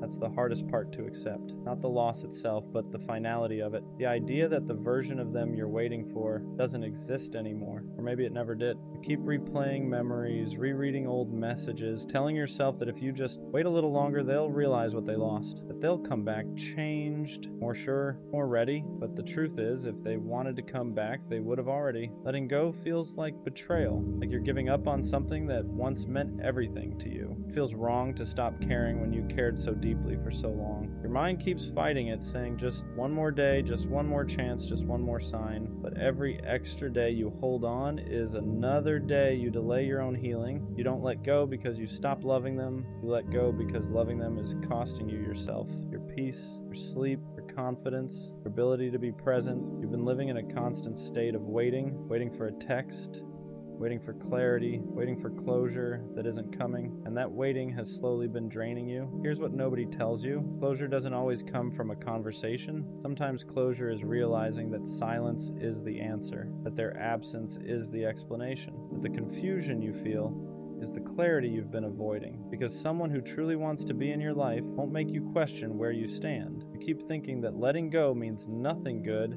will ever replace what you lost, that you missed your chance, that this was the one. That's grief talking, not truth. Grief narrows your vision, makes the past feel bigger than the future. It convinces you that the best days are behind you, when in reality they haven't even happened yet. Letting go doesn't happen all at once. It's a series of small, painful choices. Choosing not to check their profile, choosing not to reread old messages, choosing not to fantasize about a version of them that no longer exists, choosing yourself, even when it hurts. And yeah, it's a hard pill to swallow, one of the hardest. But the sooner you swallow it, the sooner you can breathe again. The sooner your life starts moving forward instead of replaying the same chapter over and over. Good things are going to come again, I promise you that. But they can't find you if you're still emotionally living somewhere you no longer belong. Right now, it probably feels impossible to believe that anything good could come after this. When you lose someone you were attached to, your world shrinks. Your future starts looking empty, quiet, unfamiliar. You measure everything against them. Every laugh feels weaker. Every conversation feels forced.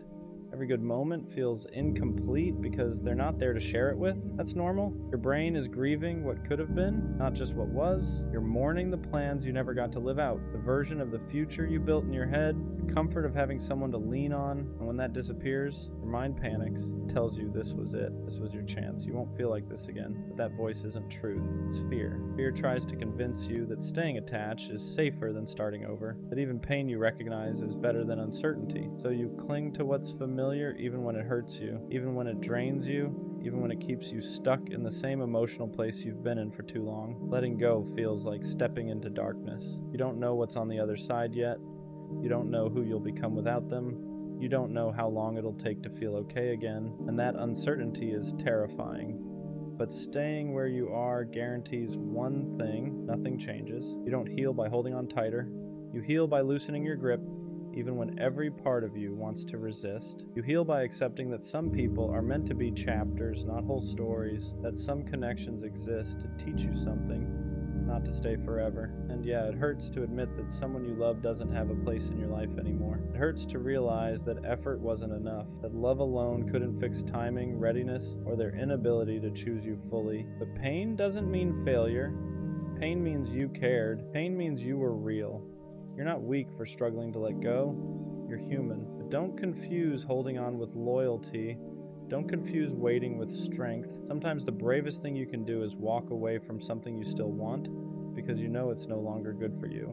You're not erasing them by letting go. You're releasing yourself. One of the most painful realizations you'll have is that letting go isn't about them at all. It's about you. It's about finally admitting that you've been living for something that no longer exists, that you've been holding space in your heart for someone who stopped holding space for you a long time ago. You tell yourself you're just being patient, that you're strong for waiting, that real love doesn't give up, but there's a difference between patience and self-abandonment. There's a difference between fighting for something and fighting yourself every single day just to survive it, and deep down, you know which one this has become. You've been stuck in this cycle of hope and disappointment. One day you feel okay, almost proud of how far you've come. The next day, a memory hits you out of nowhere and you're right back at the beginning. A song, a place, a random thought at 2 a.m., and suddenly your chest feels heavy again. That doesn't mean you're failing. It means you haven't fully let go yet, because part of you is still waiting for them to validate what you felt, to admit they hurt you, to say they cared as much as you did. But here's the truth you don't want to accept yet. You may never get that. And waiting for it is only keeping you tied to someone who already moved on. Letting go means accepting unanswered questions. It means choosing peace over understanding. It means realizing that not everything broken needs to be fixed.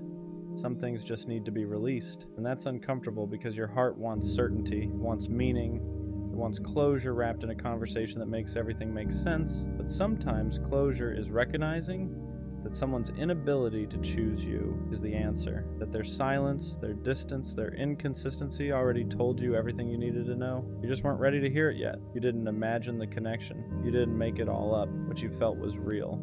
But real feelings don't guarantee a real future, and holding on to that distinction is one of the hardest lessons you'll ever learn. You're not behind for struggling with this. You're not weak for missing them, but you are allowed to stop suffering for someone who isn't suffering without you. There comes a moment where you have to be honest with yourself about what you're really holding on to. Is it them, or is it the version of them you created in your head? The version that would have changed, the version that would have stayed, the version that would have finally chosen you the way you needed, because most of the time, that's what keeps you stuck. Not reality, but imagination. You fell in love with potential, with what could have been. If things were different, if timing was better, if they were more emotionally available, if they wanted the same future you did. But you can't build a life on ifs, and you can't heal while you're still negotiating with the past. Your heart keeps saying just a little longer. Your mind keeps saying maybe one more chance. But your body is exhausted, tired of carrying the weight, tired of the anxiety, tired of waking up every day with the same ache in your chest. That's your sign. Not everything that hurts is meant to be held on to. Letting go doesn't mean you pretend it didn't matter. It mattered deeply. That's why it hurts. But there's a difference between honoring what you felt and imprisoning yourself in it. You're allowed to acknowledge the love without chaining yourself to the loss. And here's something important. Moving on doesn't mean you'll forget them. You won't. Certain people leave marks on us, but those marks don't have to control where we go next. They can be reminders instead of wounds, lessons instead of anchors. Right now you're still looking backward, trying to make sense of something that already ended, but life doesn't unfold in reverse. There are people you haven't met yet,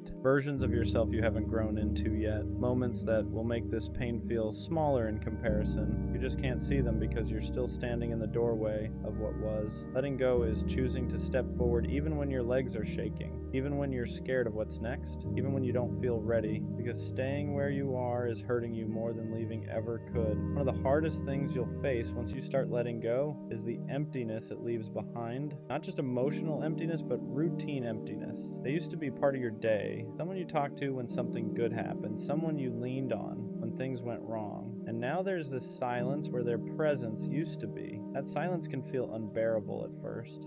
Your instinct will be to fill it with with distractions, with new people, with anything that keeps you from sitting with the loss. And while distractions can help temporarily, they won't heal you if you use them to avoid feeling, because healing requires you to feel it fully, to sit in the discomfort, to accept that this chapter ended and that it's okay to grieve it. You might catch yourself wanting to reach out, not because you have something to say, but because you miss the familiarity, the comfort, the version of yourself that existed when they were around. But understand this, missing someone doesn't mean they're meant to be in your life again. It just means they were once important. There's a difference between love and attachment. Love wants what's best for both people.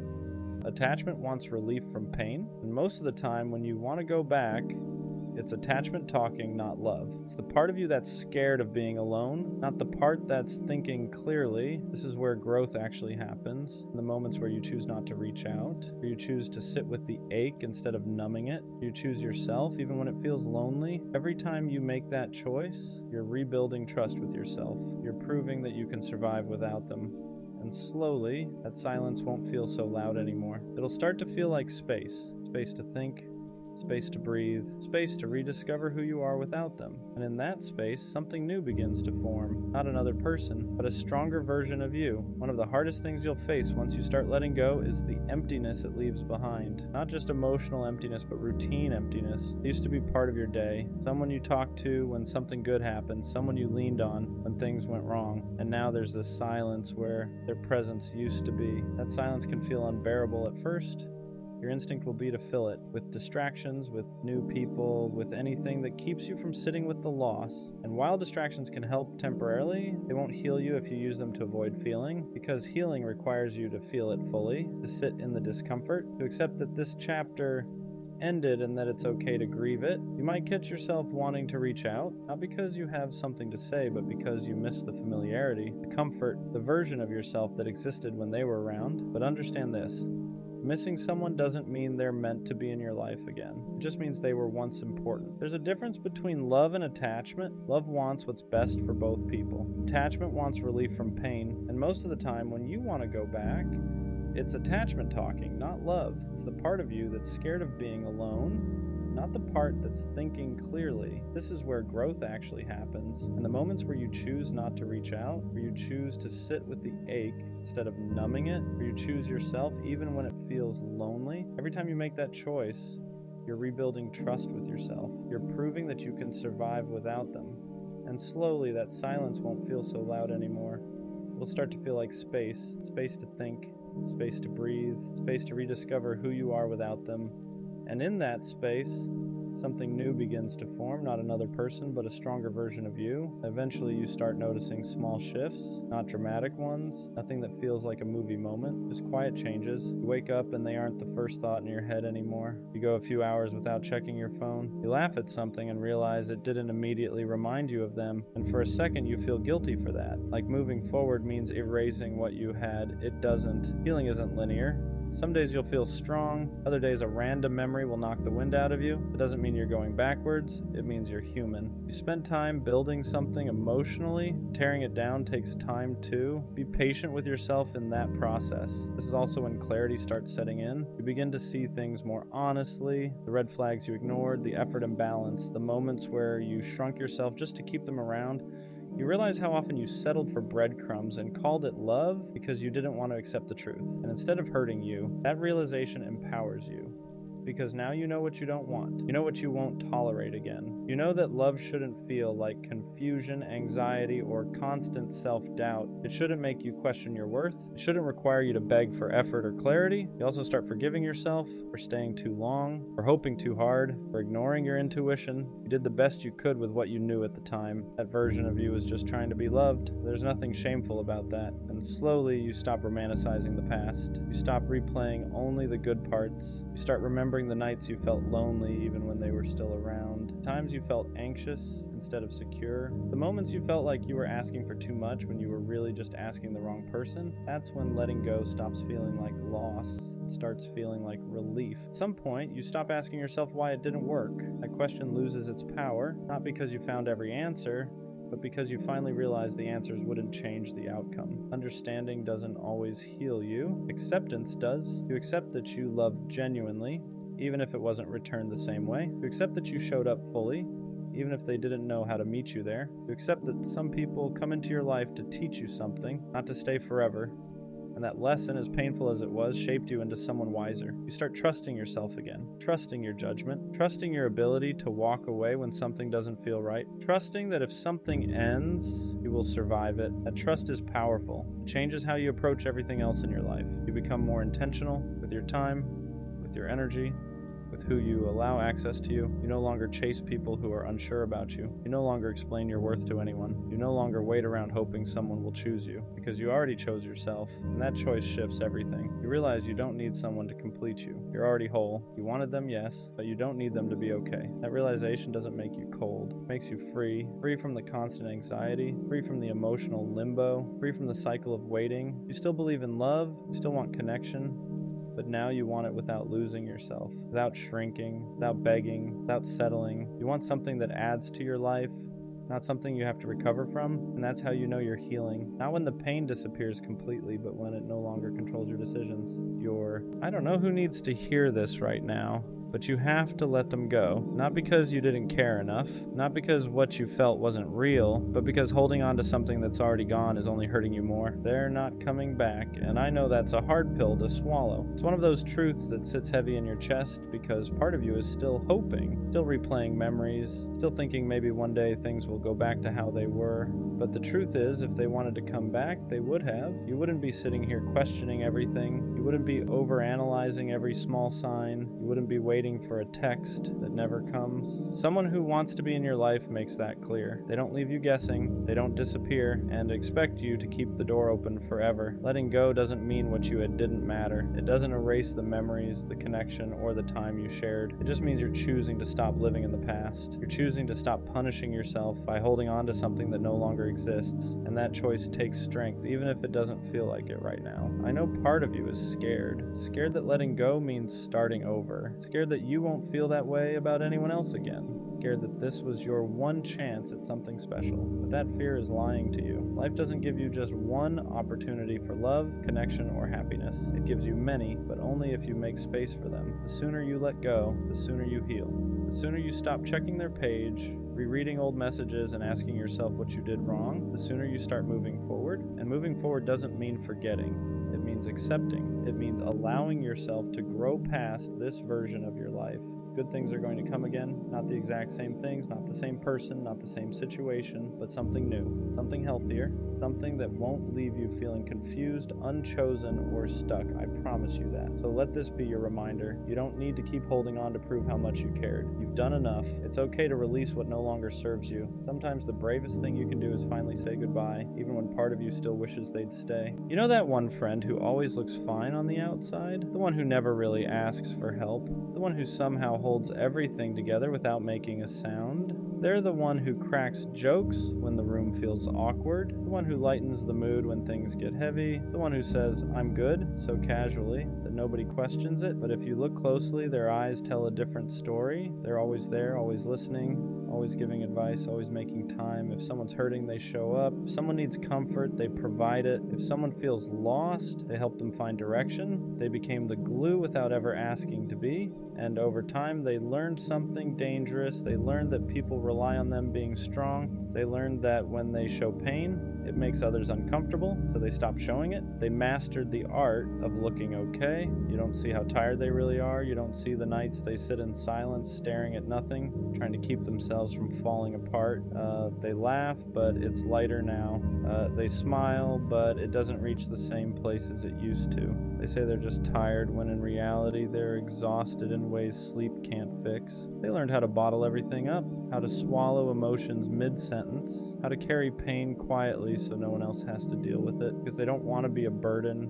They don't want to ruin the mood. They don't want to take up space. So they shrink themselves emotionally, even while holding space for everyone else. And the craziest part, they're not asking to be saved. They don't want attention. They don't want pity. They don't want grand gestures. They just want someone to notice, someone to really ask how they're doing and actually stay for the answer. Someone to notice that their laughter sounds a little forced lately, that their messages are shorter, that they're physically present but mentally somewhere else. Someone to say, "You don't have to be strong right now," because being the strong one gets lonely. You carry everyone else's weight and still feel guilty for having your own. You you feel like you don't have permission to fall apart because everyone else depends on you staying together. But even strong people need rest. Even strong people need to cry. Even strong people need reassurance. Strength doesn't mean never breaking. It means breaking quietly and still showing up. And that's not fair. So if you have that friend, the one who's always okay, the one who never complains, the one who holds everyone else together, check on them, not with a quick "you good?" Not with a surface level question. Check on them with presence, with patience, with a real conversation. Because sometimes the people who seem the most okay are the ones who need love the most. And sometimes all it takes is one person finally seeing them for the weight they've been carrying alone